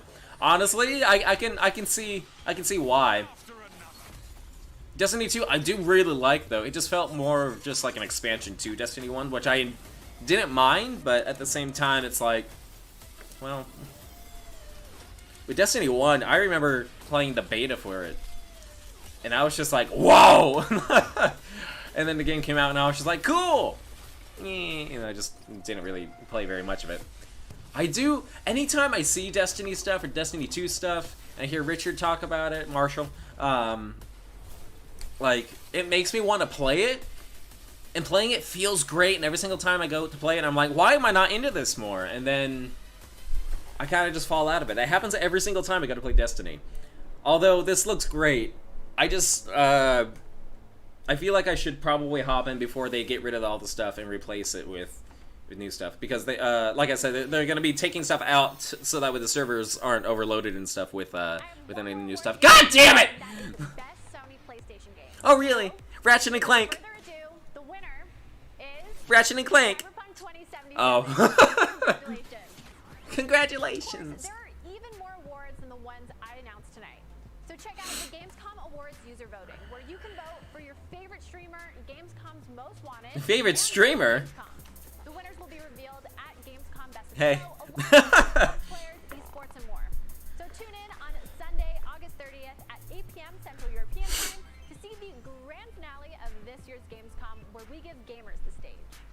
That's it for me tonight, but before I turn it back to Jeff, I just want to say that I hope everyone out there is staying safe and healthy. We're all in this together, so take care. Back to you, Jeff. Thank you very much, Sydney, and it's great to have you on the show again this year. All right, well, a lot of people have been wondering, what will the next generation of gaming feel like? How will it be different? What is I think it should have a DualSense controller. Well, back in June... Oh no, here it is. Ratchet and Clank Rift Apart from Insomniac Games, a title which uses the power of PlayStation 5, the SSD hard drive, and the DualSense controller. I don't know if you guys saw that reveal, but that reveal was insane. On brand new hardware. Well, now it's time for you to decide if you see the difference. Here's an extended, uninterrupted demo of live PlayStation 5 gameplay of Ratchet and Clank Rift Apart. Enjoy. Okay, alright, here we go.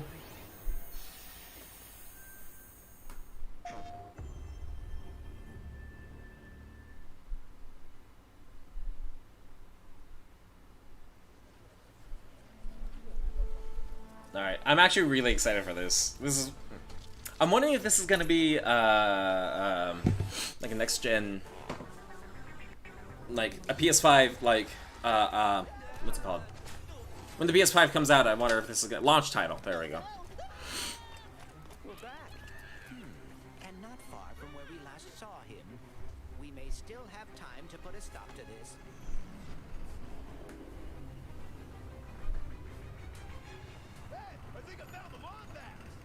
I can already see a difference. This looks like a movie.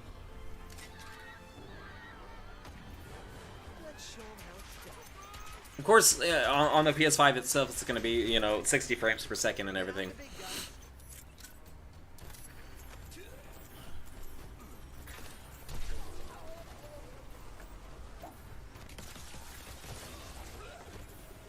I'm sure they didn't mean for him to clip through the bench. I really need to play the Ratchet & Clank game that came out on PS4. Richard says to skip it, but I really want to play it. Maybe I'll play it before this comes out. I will play it before this comes out. What am I talking about? This straight up looks like a this straight up looks like a CGI movie. This is insane.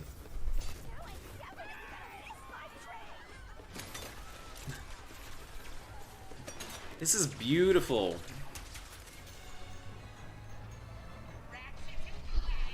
Everything looks so smooth too. Put down the Dimensionator, Nefarious. Today I will finally be free of the both of you. Soon, everything you see will be mine. Say goodbye.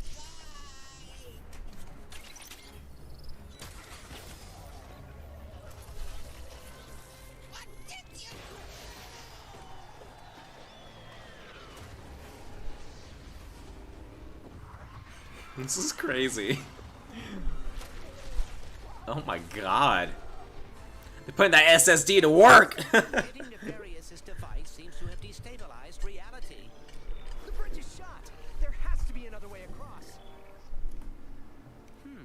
He looks so shiny. To react to your device. Try pointing it at one of them. Oh, this is where they're gonna show it off, aren't they? 100%. Oh my god!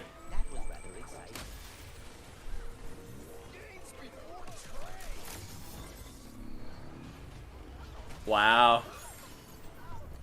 I don't know if you guys, if you guys really are into games, doing that is so hard to do so smoothly and so fast. This next generation is all about making things faster. It's more about the speed than it is like the graphics or anything. Although this is absolutely gorgeous too. What the shit? Like I keep saying, it looks like a straight up CGI movie. And the fact that like it's loading all these assets and everything and going to like different parts so fast and so easily, like it's ridiculous.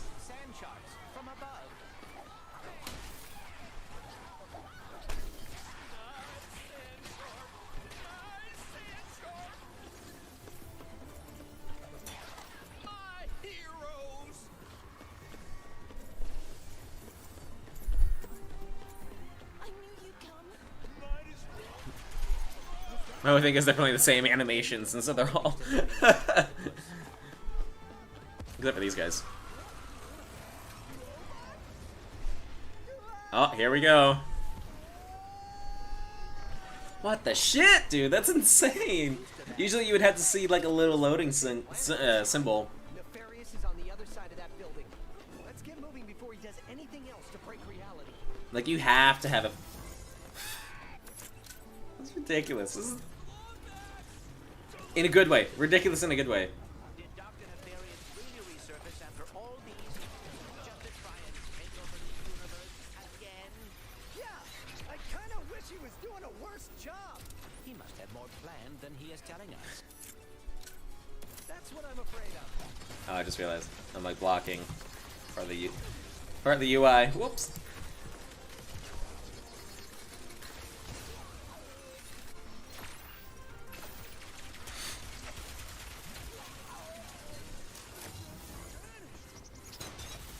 See how fast it loads, dude? Like, you can see that it loads, but it's so quick that, like, if you're not looking for it, you won't notice it.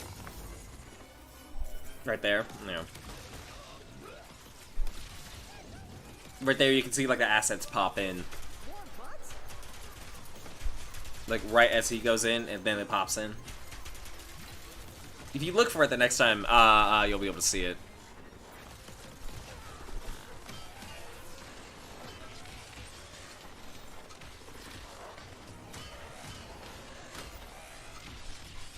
The animations are gorgeous too. This is straight up just, you're just literally playing a movie. You're playing a CGI movie. You're playing a Pixar movie. This is... oh my god. That's fucking crazy! I mean, we already saw this in like the trailer they released last time, but like, dude, this is just, seeing it again is still crazy. Like, you can see just like a little bit of a stutter with it loading, but dude.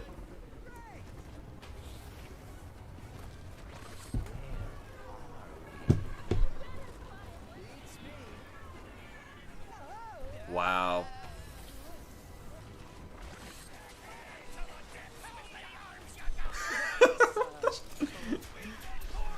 Like, this part was in the trailer that we already saw the last time, but this is crazy. Putting that PS5 cooling system to work. More like putting the PS5 SSD to work. And this is where we saw the female Lombax and everyone decided to make risque fan art. Ratchet. Makes me wonder if we're gonna have co-op. Too late. Ratchet? Who? Yep, there we go. Sony knew exactly what they were doing. Crazy. Crazy! That SSD is being put to work! There you have it, Ratchet and Clank. That's insane. Joined by Marcus Smith and Mike Daly from Insomniac Games. Guys, it was so great to see that long, uninterrupted. Alright, in the meantime, I'm actually gonna go get more coffee. So I'll be right back, but I'm gonna leave the stream on for you guys to watch. And the SSD. Let me ask you first, Marcus, what are you able to do with Rift Apart that you haven't been able to do before in a Ratchet game because of the power of PS5? I mean, first and foremost, it's just pure horsepower, enables us to fill our worlds with the kind of density and life that we've never been able to do before. More importantly, perhaps, though, is the dimensional shifting that we have going on, which uses the SSD that allows us to fling the player from planet to planet to planet, lightning fast, like in way faster than anything we've ever been able to do before. Yeah, the Rift tether, we saw that in the demo. We had seen some of that in the trailer. So that's all actual gameplay. Mike, I'm curious, like, how does that work as you kind of play through the game? Are there certain moments and levels where you can jump, or how do you play through that? Yeah, so in the game, there is dimensional damage spread throughout the galaxy that Ratchet and Clank have to find a way to fix. And you can find these weak points in space-time that you can pull to you with your Rift tether. It's like being able to lasso a portal. And that enables you to basically like warp across the world to find new places to discover or gain a tactical advantage in combat. Wow, yeah, I got to say, like, when you see that and you imagine the jumping from multiple worlds at instantaneously almost, and it sounds like there's no load screens throughout the entire game. That's right. We're going seamless. That's right. Yep. Wow, all right. You bite. So confident, both of you say it. I like it. Now, let me ask you about DualSense. That's something that is a big part of PS5. I've had a chance to hands-on with the controller, with the adaptive triggers and the haptics. How are you using that to sort of impact the gameplay of Rift Apart? So at the heart of every Ratchet and Clank game is a powerful arsenal of weapons that just exude a ton of personality. And the DualSense is sort of like, it feels like it was made for Ratchet and Clank just because the haptics give us a whole new layer for the weapons to express themselves. So for example, your burst pistol, of course it gives you like a satisfying click or kick with every bullet. But when you throw the shatter bomb, you can actually feel the energy pulsing off the grenade fade away as it gets further apart from you. Basically, the haptics are expressive enough that every weapon feels different and you can tell what you're holding.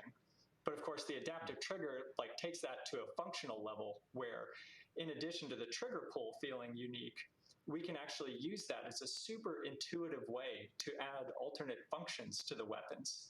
So, for example, in the demo, we've got the Enforcer, which is a double-barreled shotgun. You can pull the trigger part of the To way quote down Hamilton, what did I miss? single barrel. Probably nothing. Whenever you feel like it's the right time, pull it the rest of the way for a double shot. Do we think the PS5 will sound like a rocket taking off again, or an actual console? Honestly, anytime someone says that they've had, I don't care. Anytime anyone has said that they've had like fan issues or like their fan is like super loud or anything, I'm honestly like, I don't hear it. Like maybe because I don't have it like enclosed all the time when I play it now, because I'm usually playing like on my desk. But like I don't hear like fan issues. Like it's quiet to me. Maybe I'm just used to like having a PC on and like having my actual fan on, and maybe my actual fan that cools me off drowns out the noise. But like I've never had like an issue with the PlayStation 4's fan, because it always just sounded fine to me. Like I don't notice a difference between the PS4 Pro that my boyfriend has, which he has like in an enclosed space, and my PlayStation 4, which just sits on my entertainment center, or it sits right here next to my desk. So yeah. Anyway. Thing I think looks really exciting. And how often, like, is that something we saw in the demo? Is that something you're going to see like frequently in the game? Are there special moments? Like, I guess I'm curious, like, how often you use that technique for gameplay.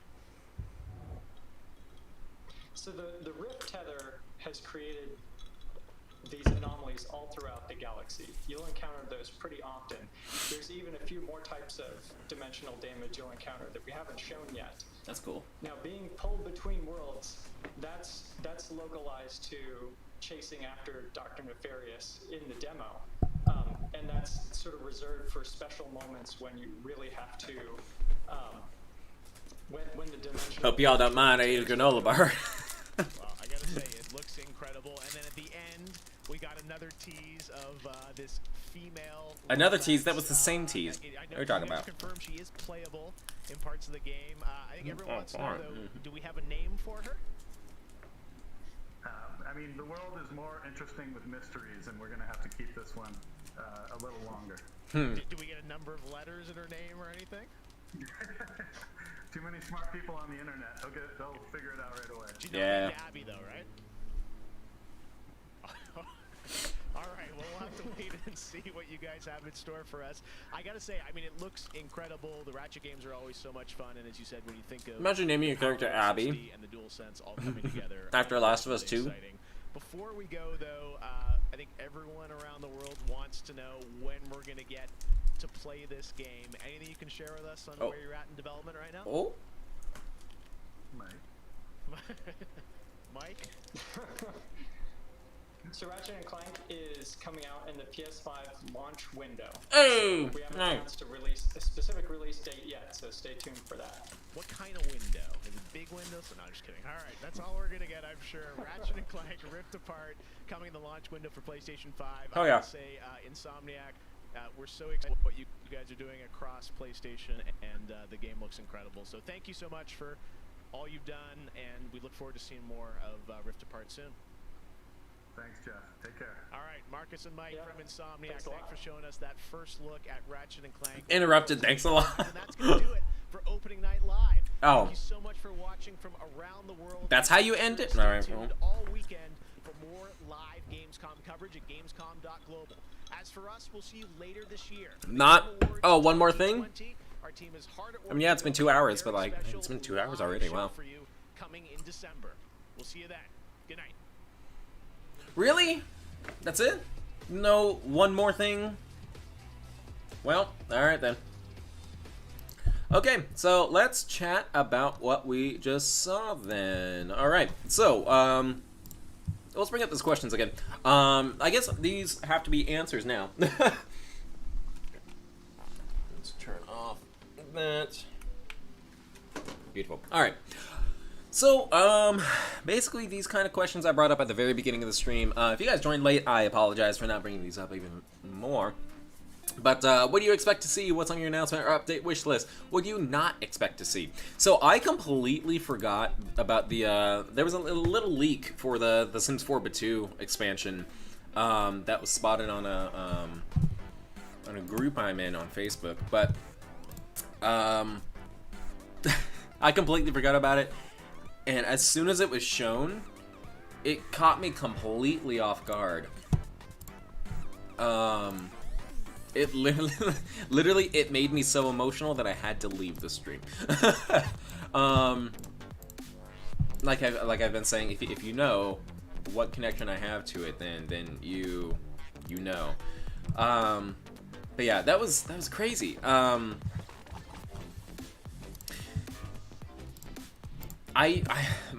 main thing is right now that I don't like how, I guess, the whole game was structured. Or not the whole game. The whole stream was structured because it kind of started off weak. All right, what did they start off with? They started off with Black Ops Cold War, whatever. Unknown 9, Doom Eternal, the new Dragon Age, Surgeon Simulator 2, which pissed me off. The Bridge Constructor Bridge Constructor, Walking Dead, Sam & Max VRTs, World of Warcraft, Shadowlands with that short film that they forced us to watch and nobody really cared about it. Warhammer Stormground, which I literally did not pay any attention to Warhammer Stormground. Like, I could not tell you, like, anything. And then Crash 4. That was fun. A few good games and a lot of not so good games, but overall pretty good stream. Yeah, I'm not upset about it. I was just like, cool, alright.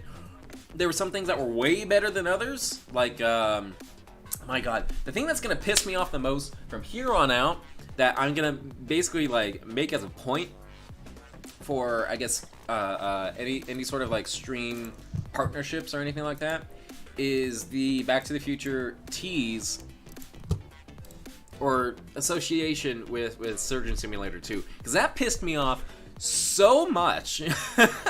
Like, you can't tease something that big, like, because Back to the Future is huge. It's one of my favorite movies of all time, and you guys saw my reaction. Like, I was literally screaming. Like, I was so excited. I was just like, oh my god, there's a Back to the Future something coming. And it turns out, oh no, we just hired Christopher Lloyd to play Dr. Emmett Brown to advertise our doctor game, Surgeon Simulator 2. Really? Like, I was in the beta for Surgeon Simulator 2. I'm all for it. I'm all supporting it. But when you do that like pisses me off. As a huge fan of Back to the Future, and I'm sure a bunch of other Back to the Future fans were probably thinking the same thing, like, oh my god, there's a game or something like that. And we got disappointed. That pissed me off so much. Like, that was my biggest disappointment of this entire stream. You got me hyped way the fuck up here, and then you literally just, like, smacked me in my face. That was probably really loud. I apologize. But my god, for the clout, yeah, it was literally just for the clout. But the thing is, now they're gonna have backlash, and so it's literally, there's no involvement with the game too. Like, I would expect, like, oh, Dr. Emmett Brown is gonna be a playable character in Surgeon Simulator 2, or there's like a tie-in where, like, he's giving you instructions to help build something that helps you, I don't know, perform surgery. But like, nothing. There was nothing. Absolutely diddly squat. And so it was just like, why? Also, Tears Fears, I know who you are. Hi! Hope you're doing well. But yeah, that pissed me off the most. All the fantasy games that we saw, from Dragon Age to World of Warcraft to Warhammer, what else? I guess Godfall, what else? There was one more. I feel like there was one more. Spellbreak was the only one that actually stood out to me. But those four, if you gave me 4 different screenshots and told me to organize each one or I guess have me explain or choose what game, you know what I'm saying. Like, what game is this screenshot, this screenshot, this screenshot? I would not be able to tell you the difference between those, because all fantasy games look very, very similar to me. They're like, even in the Dragon Age reveal, the new Dragon Age reveal, they were like, oh, this is all original stuff we're designing, all original world, and this, and this, and this. And I'm just like, this looks like any other fantasy game that I've ever played or seen. Like, there's nothing stood out to me about it. I'm hyped for Little Nightmares 2. Hi, Roberto, by the way. Little Nightmares 2, I have the first one. I've been wanting to play the first one for a long time. This October, I'm finally going to play it as part of my spooky games of the month. So I'm excited for that one, mainly because it looks so unique and it's so different. Oh, there's a granola. Hold on. But otherwise, I don't really know too much about Little Nightmares 2 to be able to really comment anymore on it. It looks cool though, and it looks creepy as hell, and I'm excited to play it. Let me actually go back and answer these questions that I had for everybody. What did I expect to see? I expected to see a lot of next gen stuff, but we saw kind of a mix of both next gen and kind of current gen stuff. I was kind of surprised by announcement or update wish list. I just wanted to see more than just one Star Wars thing, and we got it, and I was so happy with that. Am I breaking out? I'm breaking out. Damn it. Yeah, I wanted to see more than just one Star Wars thing, and we got it. What did I not expect to see? I did not actually expect to see, well, a Sims 4 but 2 expansion. That's insane. But I guess I didn't expect to see a tease for Back to the Future that ended up being nothing. I don't know. But I guess that would answer those three. So let's see. So the first bit started off a bit rough, and then after that it kind of started going up. Keegan says Fall Guys Season 2 is at the top of my list. I knew that we were going to save that till for like later in like the second hour, and so that I'm excited for it. And if they go completely in and like completely make it medieval, then I am super excited for that. Super hyped. Let me actually try to pull up the trailer while I'm actually talking about it. Figured Lego Star Wars would be delayed. Honestly, I'm not surprised because it's so what do you call it? It's so big and so dynamic. I'm not surprised at all, and I'm actually really excited for it. But yeah, Fall Guys Season 2. I'm wondering if they're actually going to season. Oh wait, no. Hold on, 1 second. Fall Guys Season 2 trailer. Usually this is when I would have someone else talking, and then yeah. So let me actually pull this up, and we'll chat about it while it's playing. There we go. Okay. So yeah, what I'm wondering is with Fall Guys Season 2 is, are we going to have like the old stuff mixed with the new stuff, or are we just going to have only the new stuff? That's what I'm wondering about, because I would love to see like a mix of both, but also I would love to see if they just go full on this medieval theme too. Although, like, my Gordon Freeman and Peabody skins, which Leo got for me, thank you, and Leo also got me, like, a really big achievement that nobody else, like, 0.1% of people have, and I love him so much for it, I love you. But, I'm wondering if those are going to mix in and, like, stand out. But, like, yeah, I wonder if they're going to go all in on all medieval stuff, or if they're going to mix it up with the old stuff and the new stuff. I would love to see a mix of both, and I would also love to see just this, because this is, this looks so cute, so adorable. I'm so excited for it. But yeah, I'm hyped up for that. Roberto says, "Oh, the Back to the Future thing was so unnecessary. It made no sense." The only thing that made sense about it was that it's Dr. Emmett Brown. And what are you in Surgeon Simulator? Doctor. That's it. And yeah, that's literally that's it. But Lego Star Wars 2 is one of my most hyped things from this that we saw. Like, it looks great. And I mean, from what I saw at E3 last year, like, I didn't see this trailer at all, but what we saw last year at E3 in the little gameplay demo that we saw, it looks so great. And seeing it all played out like this, like, I don't mind that it's releasing spring of next year now. I don't mind it being delayed, because I want them to make it like the best damn Lego game that I've ever played. And I would love to play the Lego games too. Play through the Lego games. I have like 20 Lego games. I have too many. And I've only played like maybe a couple of them. And that was, even then, that was a long time ago. So I would love to play through the Lego games and hype up myself to play this, because this looks so great. This was my favorite reveal, by the way. When he turns around, it's just two porgs. He's just mad about it. I love that one. So yeah, I'm so excited for that. I'm not surprised that it's being delayed until next year though, and I don't mind, because whenever a game is delayed, I'm always like, I hope they work on it and make it the best it can possibly be. Because I am just way too, like, one, I'm way too excited for this. Two, I really want it to be the best it can possibly be. And if that means you need to delay it to actually, like, have it be great, then yeah, do it. Like, 100% do it. So yeah, oh my god, this just looks great on its own. I'm so excited. Anyway, alright, let's get back to what other game. I really hope Nintendo announces stuff soon. It's been a year since their last big direct. Yeah, I don't think Nintendo is actually going to announce anything. I'm not surprised that nothing was announced with at Gamescom, mainly because there's just, I mean, one, there's a global pandemic going on, and everyone on Twitter is just upset about it. Sorry. Ooh. Everyone is upset about it being like Nintendo's not announcing anything basically, and everyone's like upset about it, but at the same time, like, there's a pandemic going on. Like, they could have been working on all these games, and then all of a sudden it's just like, oh, shit out of luck. Like, we literally can't do anything.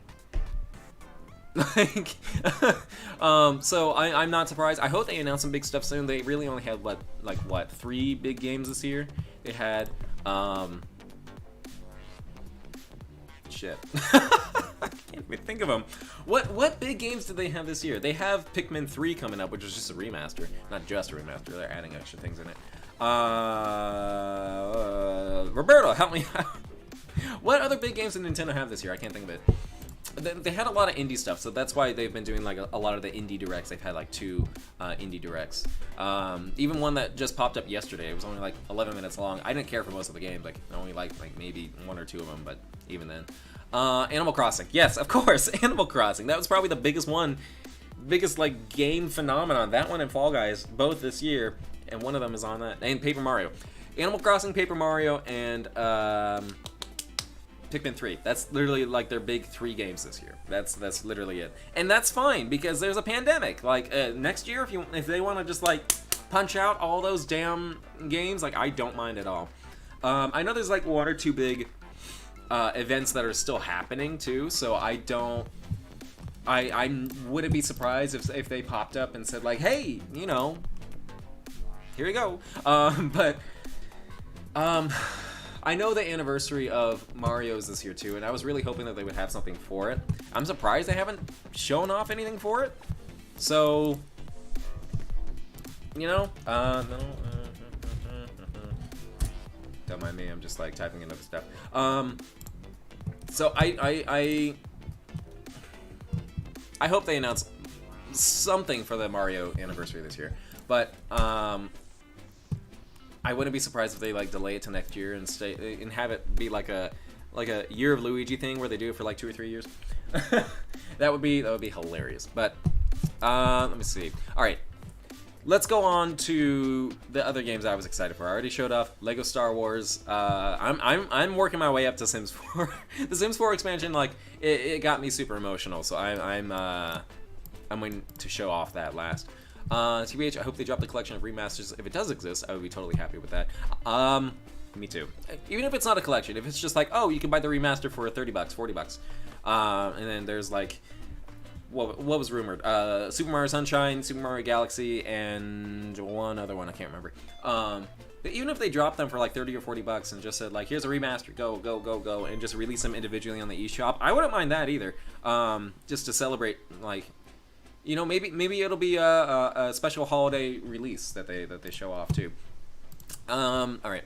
What other games that was I super hyped up for? What other games were you guys hyped up for too? Because there's quite a few games that were shown. Let me see. Don't mind me. Cool. Just need to type in a bunch of trailers and stuff that I want to show off to you guys. Spellbreak was cool. I'm really excited for Spellbreak. Destiny 2 looks great. I want to play it again, but like it's just getting to that, I guess. And then Ratchet & Clank Rift Apart. Of course, Ratchet & Clank was like the biggest thing to end the show. But like, I feel like with that last interview, they should have ended the show with like a one last thing. They didn't do that. I'm kind of sad that they didn't do that too, because that's usually like what Like, oh hey, this entire presentation was being, you know, brought up to like this big reveal. The big reveal today was just Ratchet and Clank extended gameplay, which is, most of it was gameplay that we haven't seen, but some of it was gameplay that we already have seen, so it was like half new, half not. So, but to end the entire thing with just an interview, I mean, granted, there's like 3 days worth of news and stuff that are coming out, so, or that is coming out. So, I wouldn't be surprised if they basically just have stuff being dropped here and there, and maybe on the last day there's like a huge reveal that we'll miss. But yeah, we will see. All right, what other games? Star Wars Squadrons, Sims 4x2 expansion. 12 minutes looks really cool. I've seen stuff for it before. Mafia Definitive Edition, definitely. Let's get that on here. Hold on, Mafia. All right, I'm gonna save. I'm gonna try to rank like what ones I'm most excited for. By yeah, we'll see. We'll try. I don't really have much else to talk about except for, like, you know. So what did you guys love the most? Please let me know. Please type it in the chat. What did you guys like the most that you saw with this Gamescom stream? Because I have my favorites, and I could talk about my favorites for 5 minutes. But I would love to go off of what you guys think too, because I would love to get your guys' opinions on everything too. Let's see, Spellbreak was really cool too. Let's pull up that trailer. September 3rd for that though. September 3rd, I'm gonna be playing RoboQuest, but maybe I'll hop into that afterwards because it's gonna be coming out live. It's super cool. I'm excited for that. Obvious game of the year, Surgeon Simulator 2. See, like I said, I was super excited for it, and then all of a sudden it's like, now you killed it because you got me super hyped over jack shit. Like, god damn it, like that just, it still makes me mad when I think about it. Because like, you got me so excited, and then for Back to the Future, like, you can't. That was my most upsetting reveal. That's it. Oh, Lemnis Gate looks really cool too. Lemnis Gate, which is it was the first-person shooter by I believe part of Frontier, not exactly Frontier, but one of the people, one of their divisions of Frontier. Which Frontier, if you didn't know, they made the Roller Coaster Tycoon series, the original Roller Coaster Tycoon series, and then they also made Planet Coaster, which we've played Planet Coaster on stream before. Everyone loved it. I need to play Planet Coaster again. But yeah, it was in the pre-show. But Scarlet Nexus looks cool. Oh, reminds me of Astral Chain. See, Astral Chain, I'm not really into like anime type games. That's my thing. But Scarlet Nexus, let's actually look that up. Lemnis Gate trailer though. Oh, no. Hold on. 1 second. There we go. Scarlet Nexus. I actually didn't hear about Scarlet Nexus only because we weren't on. We weren't streaming when it happened. Scarlet Nexus, yeah, I can already tell it's probably not gonna be my type of game. I'm not really into anime very much. I've been getting more into anime, I guess, recently, but not necessarily like my forte. But yeah, okay. Yeah, I'm already seeing stuff for it. I'm like, all right. I know Keegan wants anything open world, so Mafia is probably up his alley, really bit, quite a bit. In the meantime, 12 minutes. Let's actually look at the 12 minutes, because I actually left the stream for a quick second because the reveal of the Batu reveal like made me super emotional. If you work where I work, you would know why. Never been into anime? Yeah, I mean, the only anime I've really been into was, like, Pokemon. But even then, like, I was into Death Note for a second, and then I was like, I'm only into this because my friends were into it. Like, you know, I got out of it. And Turrican didn't really lead anywhere. But Ratchet and Clank kind of blew my mind as far as, Ratchet and Clank. There we go. Ratchet and Clank kind of blew my mind only because of mainly because of the being able to just like hop between the worlds that quickly and that easily. Ridiculous. Like, that's hard to do in games. I don't know if you guys knew, but like, That's insane. All right, let me. Should I would try to rearrange this. I'm also excited for Doom Eternal, by the way. But Doom Eternal, like, it just looks like more Doom, and so I'm like, cool. I'm excited to play it, but like, it just same old, same old. Now, granted, it's very, very unique. It's a very unique game and very different. But yeah. Actually, I used to watch Pokemon a lot when I was younger, but it's just not for me anymore. Yeah. I tried going back and watching it, and I was like, ooh, this is cheesy as shit. All right. Let's actually go over to the trailer that we saw for. Ooh, the trailer that we saw for. This is for 12 minutes. 12 minutes looks cool. I actually missed this trailer because I was crying. But I really like the cast they announced. The cast: William Dafoe, James McAvoy, and Daisy Ridley. Like, I love all three of those people. I can't wait. I saw this before and I was like, oh, this is unique. This is cool. I can't remember. Oh shit. I can't remember exactly where. Oh my god, hold on. That's the Shining carpet. What? Hold up. Hold up. Hold up. You see this? That's the carpet from The Shining. Stop. Is this in the same universe? Or is that just a reference? I just noticed that. Is it consistent when he opens doors? Hold on. I gotta look. Go back a little bit. Go back a little bit. Come on. Yeah. No, it's not. Oh, that was just... Oh. Wow. Oh, I can't believe I noticed that. What?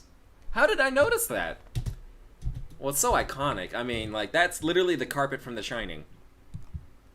I'm not kidding. But in the other... Wow. Okay. Cool. I'm wondering if this is in the same universe then, or not, because it looks... Huh. Okay. Yeah, literally all three of these people are phenomenal actors, and I'm really excited to see it. I'm really excited to play it, I mean. Not see it. Coming soon. Yeah. That I will for sure be playing. What other ones do we have? I'm going to leave a like on that. Lemnis Gate. Let's actually look at Lemnis Gate. Lemnis Gate looks really cool. Like I said, this is from Frontier, or a division of Frontier. And so this one, it reminds me of Quantum League, but at the same time, I don't know if you're going to have, like in Quantum League, how you have literally like 3 of you going through the same time loop.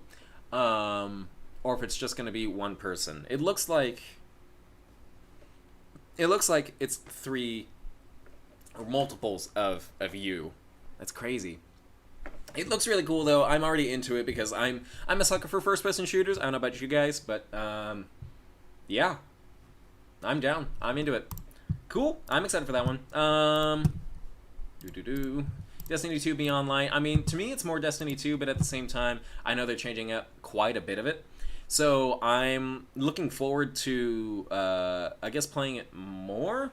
I'm probably not going to play Beyond Light, like, right away. I'll get to it. It's not necessarily a priority to me, mainly because I'm way behind. Like, I have all the other expansions. I think all but, like, one, the newest expansion. Not this one, but the one right before this one. I have all the expansions except for the expansion right before this one. And I haven't even touched it. I haven't touched Destiny 2 really since the base game came out like 2 years ago, and so it's going to be quite a lot to work through. I'm down to work through it though because I know, like I said, they're going to be removing some of the gameplay, or some of the missions and some of the story stuff because they need to make room on the server for all the new stuff, and so it's, you know, they have that much content that they literally don't have room on the servers, so they're taking away like all these missions and this story and stuff. So I really want to go in and play those before they take it off, and maybe I'll hop into this. Maybe I'll hop into it. What else? Let's get out of that.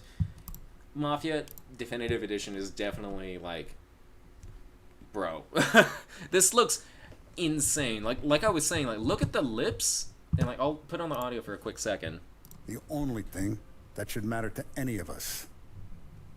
You like, know what that is, look Tommy? at the lips. They're loyal. And how much it's actually matching the speech that's actually being said.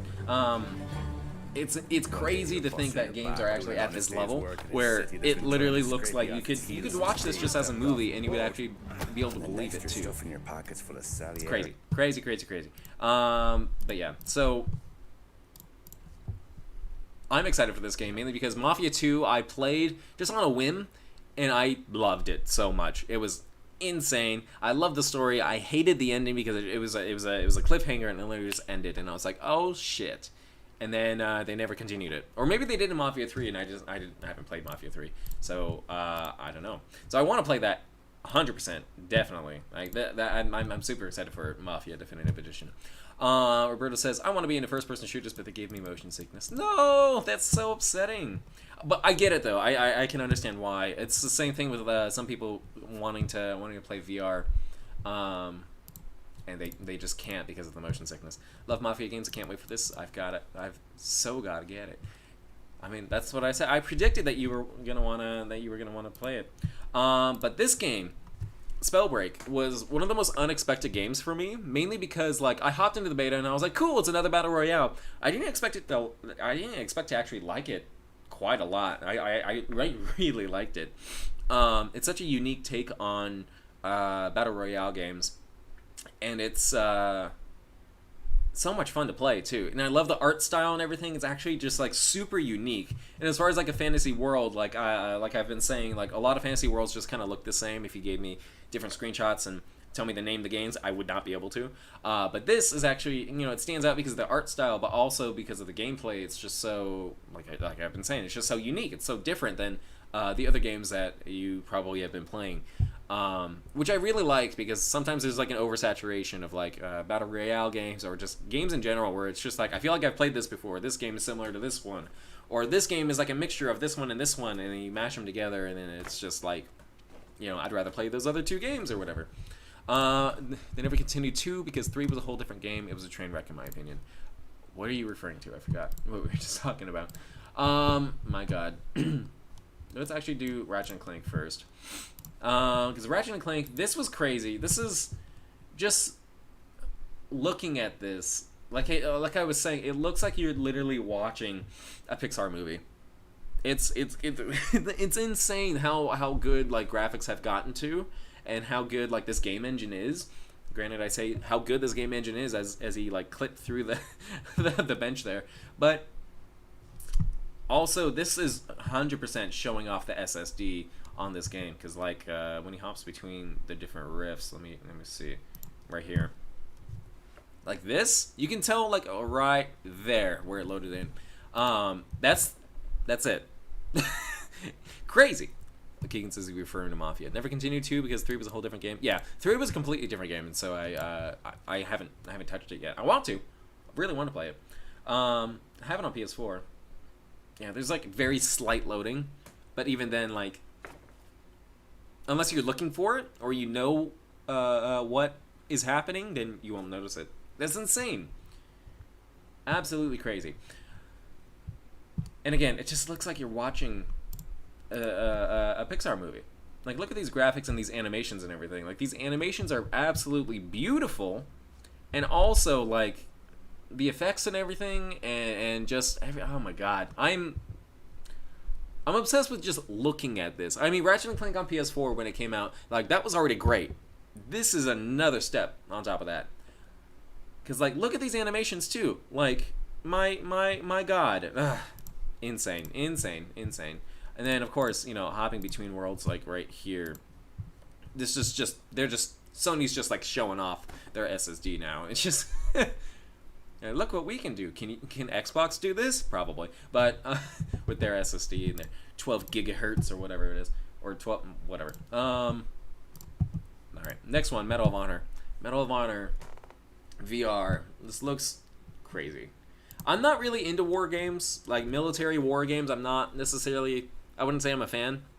Although I do enjoy Battlefield, and I do. I have fun with Call of Duty. I don't know if I really can say that I like Call of Duty, but it's fun, and I can appreciate it for that. Also, this is by Respawn, and Respawn is phenomenal. Respawn made Titanfall 1 and 2. They also made Star Wars Jedi Fallen Order. They also made I think they also made Apex Legends. And so like just you say those names, you say Respawn Entertainment, and I'm like, yep, I'm in. All right, cool. And for a VR game like this to be Respawn, cool. I'm in it. Oh, there was also that cute little game. Hold on, Teardown. I was really into. Oh my god, I love in VR like that right there, where like there's a weapon. You don't expect this to be a melee weapon, but guess what? You could turn it into a melee weapon right there. It's insane. Crazy. I love all the interactivity that you can do in VR games too, and this one has a lot of interactivity in all sorts of different environments and stuff, and that's awesome to me. It adds so much more immersion. Like, I know I'm gonna be able to grab that grenade and throw it back. That's how it's not planned. Oh wait, no, it was right there. I know they cut it for the trailer, but like I know you're gonna be able to grab that and just throw it back or throw it wherever the hell you want. Also, this looks great too. Like it's a different, unique art style. Like a completely unique art style. It's not trying to be realistic. It's just like right there. Hold on.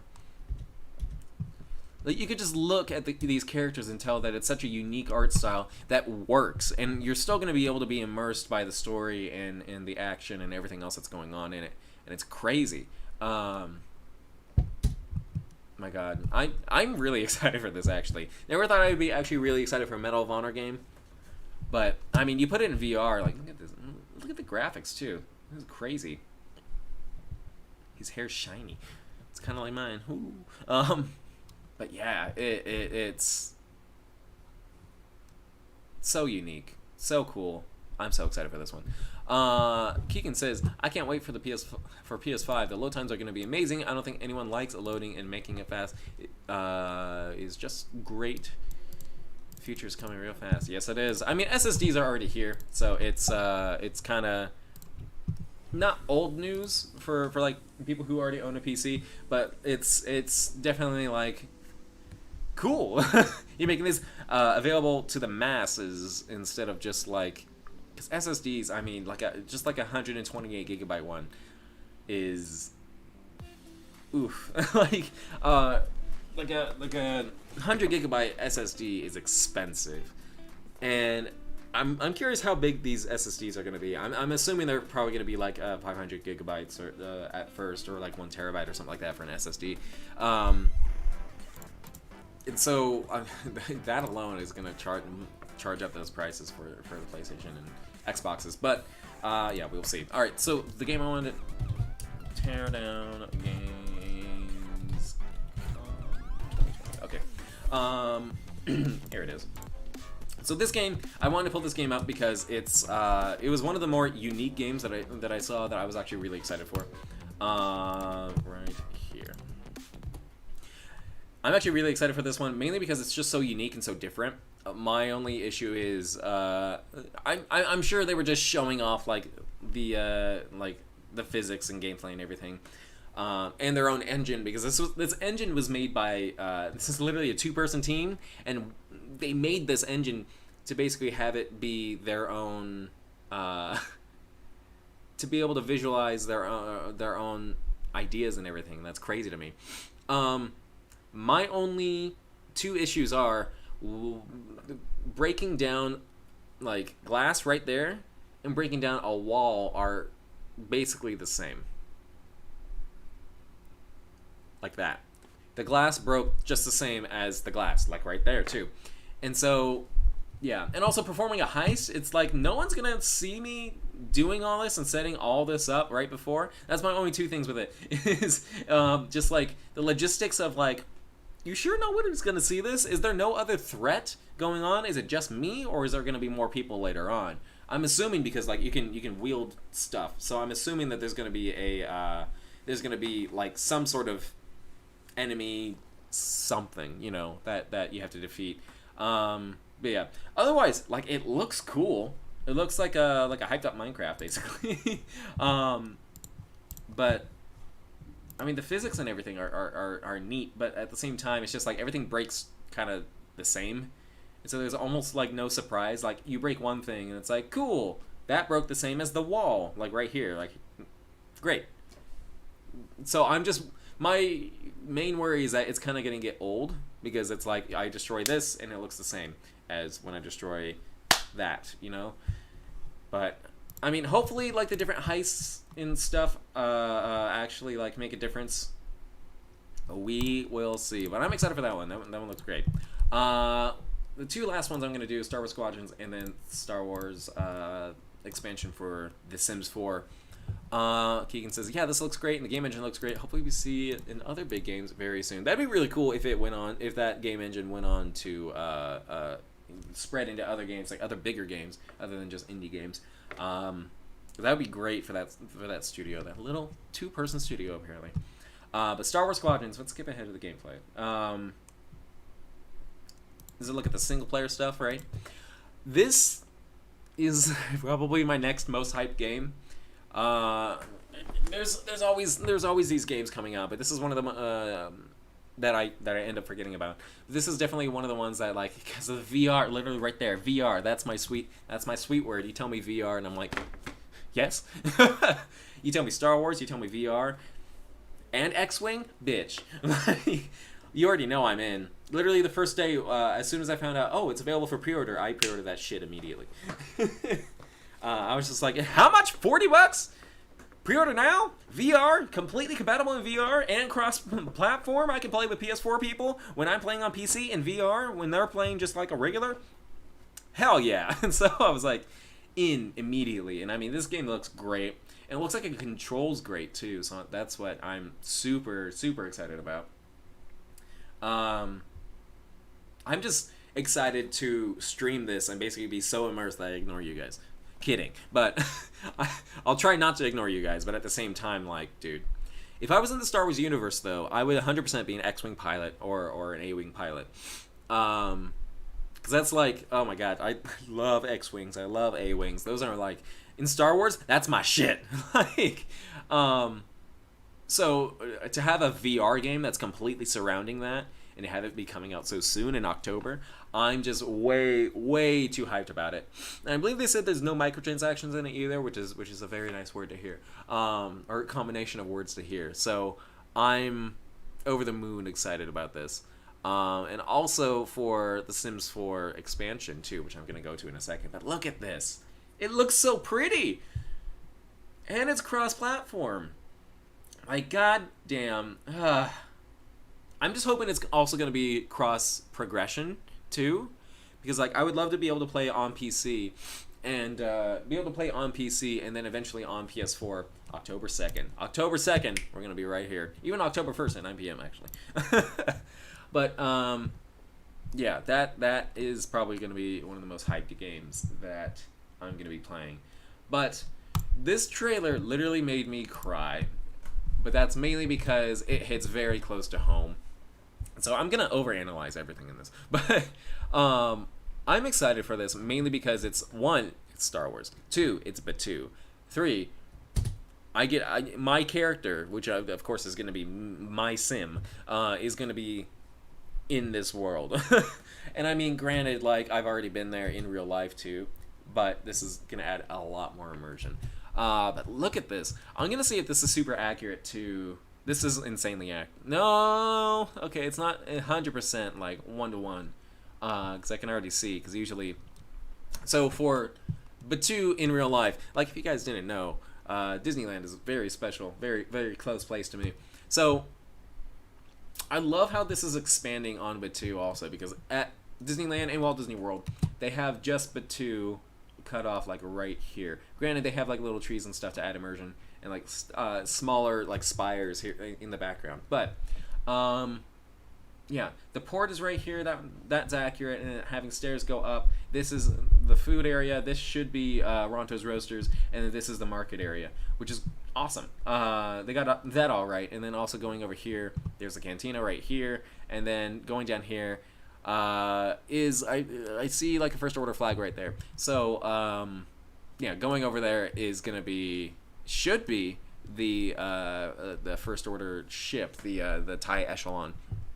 But then in the parks, you would go down and then you see the TIE Echelon at the end. Maybe it's extended in the game that we can't see right now. And then you walk down here, and then the garage should be like more turned, I guess. Instead of the garage being right here, it should be more right here. But that's fairly accurate, except these are blocked off usually. But, yeah. And then also there's like steps going down right here. This is Savi's workshop where you can build a lightsaber. This is the Den of Antiquities, and so on and so forth. Let me take another look at this. So this is the garage area, yeah. So usually there would be, this garage would actually be a little bit further over here. And then the market is up some stairs, actually, not a ramp. Well, there's a ramp too. There's a couple ramps, but yeah. Anyway, so I like how accurate this is and how it builds upon it too. You kind of like move stuff around and make it familiar, but also not. I really like that. I love. Yep, that's in the park too. With this guy right here. There's a drinking fountain down at the bottom of this, and like after every like couple minutes or so, like it pops up and like does stuff. And this is hilarious to me, and those who are close to me know exactly why. But they arrested him for giving him a flower. But this area is pretty accurate too. The First Order gate, and then this is like the First Order merchandise area. Over here on the far right is the TIE echelon as well. And yeah, all right. I'm wondering, this is The Sims. Marshall, Richard, my homie, hello. Hope you had a good day at work. But yeah, The Sims 4 is adding a Batu expansion, and that's crazy to me. Yeah, I'm overanalyzing this trailer like crazy, but now this is in Oga's Cantina, and this is super accurate to what's in the park too. And there's DJ Rex, which Rex, if you didn't know, he was actually a pilot in the original Star Tours attraction, and then they made him into a DJ because he crash landed onto Batu, and someone found him and basically just rewired him and made him into a DJ. A little bit of a story tidbit if you didn't know. But yeah, he was once a very popular pilot on Star Tours, and then yeah. So I'm wondering how much you can actually do in the cantina as well. I like how they have blue and green milk too. Green milk and blue milk from our homie right here. I'm blanking on his name right now. Why am I blanking on his name? Onaka. There we go. There. Onaka Transport Solutions is where he works. Which I'm thinking we might have. There's my bitch. Woo! Vi Marathi. I love Vi Marathi. My God. Yeah. Ooh. Awesome. I like how I wonder how much we're gonna be fighting like with that. I do like. Hold on. So you see her, this is the main character, in the First Order outfit. So I'm wondering if you're gonna be able to choose sides, or if like you're forced to be like a rebel and you gotta work for the First Order, you know. And I'm wondering if the ride, Rise of the Resistance, is gonna have anything to do with that, as far as like. Is that going to be like a story part where, oh, that looks weird. Okay. Is that going to be like a story bit where like you actually get to, like a story bit where you actually get to be captured and like they basically experience the ride, but as walking around instead of being seated in a vehicle. I love how accurate this is, and I love actually seeing this take off. Awesome. Oh, I just also missed that little bit. Oh, no, that was it. This is at nighttime. I'm trying to examine which it is. Yeah, because this story is usually somewhere else. I can't remember exactly where. So I like how they're expanding on Batu and like kind of like making everything that's familiar and like changing it. So yeah, and also, oh my God, I am so excited to make the only Star Wars house in my Sims neighborhood and have everything in it be Star Wars themed. Look at this. It is so dope, and a lot of this is actually accurate to the park too, because this is actually in Oga's Cantina. This bar, no, it's just the bar. This bar and the table and the chairs are actually super accurate too. This table not so much, but and this is actually something that's actually in Rise of the Resistance in the queues, where it's holding like a bunch of weapons and stuff and a bunch of accessories or whatever. And it's also scattered out throughout the land and holding a bunch of other stuff. EA CEO. We've barely done anything, but we're already running out of ideas for Star Wars. But see, Richard, I don't know if you if you want to rewind in the stream and actually go and look at my reaction to this, my genuine reaction, and you know why, especially Richard. this made me cry. But I am so excited for this. So cool. And it's coming out the 8th, too. That's literally in 2 weeks. Not even. Oh, no, about 2 weeks. In a week and a half, basically. I'm gonna, as soon as this is available to pre-order, I'm going to pre-order it. Oh, I believe I can already. But we will do that later. But anyway, so there was a lot of stuff to unpack. And I know I dove into that reveal trailer. And I know there's more dislikes than likes, and that makes me sad, but you know what? It's not for them, and that's fine. It's for me. But yeah, anyway, there was a lot of stuff that I dove into on that trailer specifically, mainly because that's like my most hyped thing that I saw. Yeah, overall, Gamescom, this Gamescom stream was, it started off a little bit weak and then kind of like grew, and then it kind of just like faltered, and then it just kind of stayed there. Krinia says, well, it may not be the only Star Wars house in the neighborhood if they do the same they did with vampires and make a whole separate neighborhood for it. That'd be cool. You're right, though. I haven't played Sims 4, actually. It was free on Origin, and then also they gave it away for free on PlayStation, but I know as soon as I start it, like, I'm gonna be sucked in. And so I don't know if I want to do that just yet. But I know when the Batu expansion comes out, like I'm going to be playing it on the channel. I'm so excited to play it. Wednesday the 9th, I'll be playing it probably. Let's just call it now. Wednesday the 9th, I'm going to do that. I'm going to have to watch the Art and Ratchet & Clank thing and the Destiny 2 thing. Yeah, I mean, it was just more or less like Ratchet & Clank really impressed me. Mainly because it was just expanding on the gameplay that we already saw. But, basically, oh my god, watching it is basically like you're gonna be playing a Pixar movie. It's insane. It's crazy. And seeing the SSD at work, like it's awesome. But it was more or less kind of the same thing that we already saw. It was just like, this is still super impressive. Cool. I'm super excited. Destiny 2, I mean, you'll probably notice more things, Richard, which is why I'm so sad that I wasn't able to have you on when it was live. You would probably notice more things and be able to explain it a little bit easier for someone like you that is super into Destiny 2, not so much as I am. When is Ratchet & Clank not impressive? That's true. I think you should also watch Fall Guys Season 2, because Fall Guys Season 2 looks great. They're going all medieval in Season 2, and I'm so excited. But yeah, otherwise, we already talked through and went back through all the other games that I'm super excited for.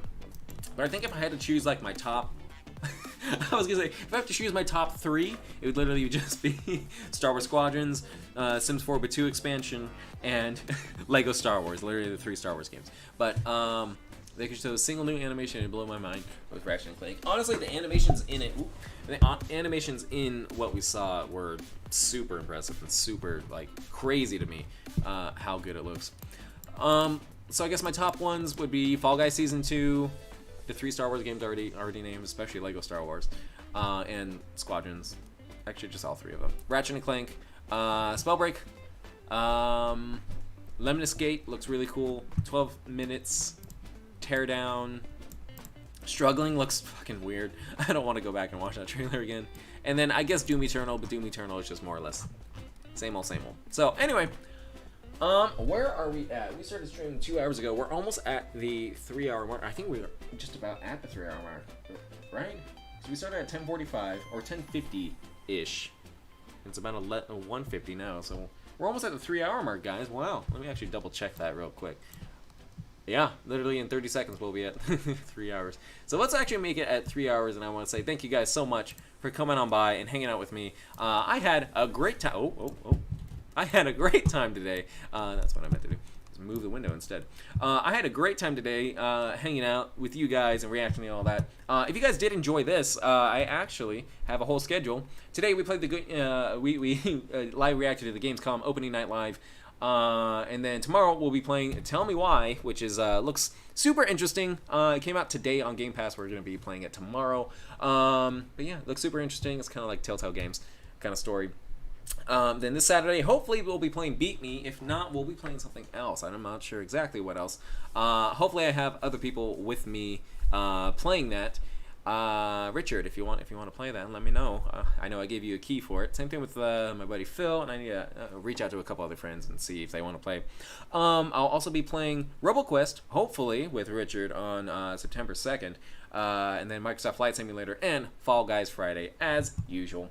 And if you guys did enjoy chatting, I would appreciate if you guys went over to the Discord and hung out with me there. We could talk about whatever you guys want. We could talk about the video games. We could talk about what we saw today. We could talk about what games you're looking forward to the most, what you want to see. And also, we could just hang out and talk about whatever. You guys can also see new announcements to the channel or any updates or anything like that. New streaming schedules ahead of time. And all sorts of other stuff. So go on by into and check that out. And if you go into the description, you can find the link to join it there, or in the About section over on my YouTube channel as well. And if you guys want to support me, I don't want to take your money, but I'll take the food that you pay for. So if you guys want to support me, you guys can actually buy me food by going through TreatStream. Some of your money also goes to charity as well as the tip for the driver too. So your money's going to a good cause, and you're feeding me like a little grandma. In case you guys were worried about me not eating today, which I had plenty of food today, but I had plenty of snacks anyway. But anyway, thank you guys again so much for stopping on by. Keegan says, this stream is great. Can't wait for more. See you tomorrow. Take care, everyone. Stay safe. You too, Keegan. Thank you so much for stopping on by as usual. But yeah, so this... Damn it, I keep... want to grab the top of the... Thank you. All right, there we go. Moving around Windows on my desktop gets messy, doesn't it? All right. So anyway, thank you guys so much for coming on by and hanging out with me for 3 hours. My God, this is the longest, I want to say this is the longest live reaction I've done, but at the same time, I know we've done longer ones. I think our first one was very long too. Richard and I just kept talking and talking, as we can do. Richard and I can talk all day. But yeah, I'm sad Richard wasn't on this stream today. He had to work today. I'm glad he's here now though, even though we're about to end. But yeah, anyway, thank you guys so much for stopping on by and hanging out with me for 3 whole hours. This was the longest live react, or at least the show was the longest thing that we've seen so far. And I did this by myself. I'm kind of like, go me, all right. But yeah, anyway, thank you guys so much. Love you too, Marshall, Richard, however you want to go by. I'm gonna say every single time Richard comes on the stream, I'm just gonna say love you. I'm just gonna say Marshall, Richard, Marshall, you know, like a first name last name basis. That's basically how it's going to be from now on. Anyway, Leo says bye, but at the same time it's just like, I'm going to text you all day. There's no point to saying bye because I'm just going to say hi through text because he's the boo. I love you. Anyway, yeah, once again, thank you guys so much. And of course I would forget to plug myself. If you guys did enjoy this, I would appreciate if you guys liked and also subscribed. If you're brand new to the channel, it really does help me out a lot, and it helps me gauge like what you guys actually like to see, what you guys don't want to see, and so on and so forth. And also, if you guys want to follow me on any social media, I have my Stream Your Links profile down in the description as well. That link down there, and for Streamer Links will basically link you to all my other social media profiles over on Twitter, on Instagram, on TikTok even. But yeah, and Twitch, which Twitch I don't really use except for going on and like supporting my other friends. But yeah, anyway, thank you guys so much once again. Angel, Leo, thank you for sticking around. Keegan, Acrinia, Leonie, you guys are amazing, and I love you guys so much. Thank you guys so much for stopping on by today, and I'll see you guys tomorrow for Tell Me Why. It's all right. Have a good one, guys.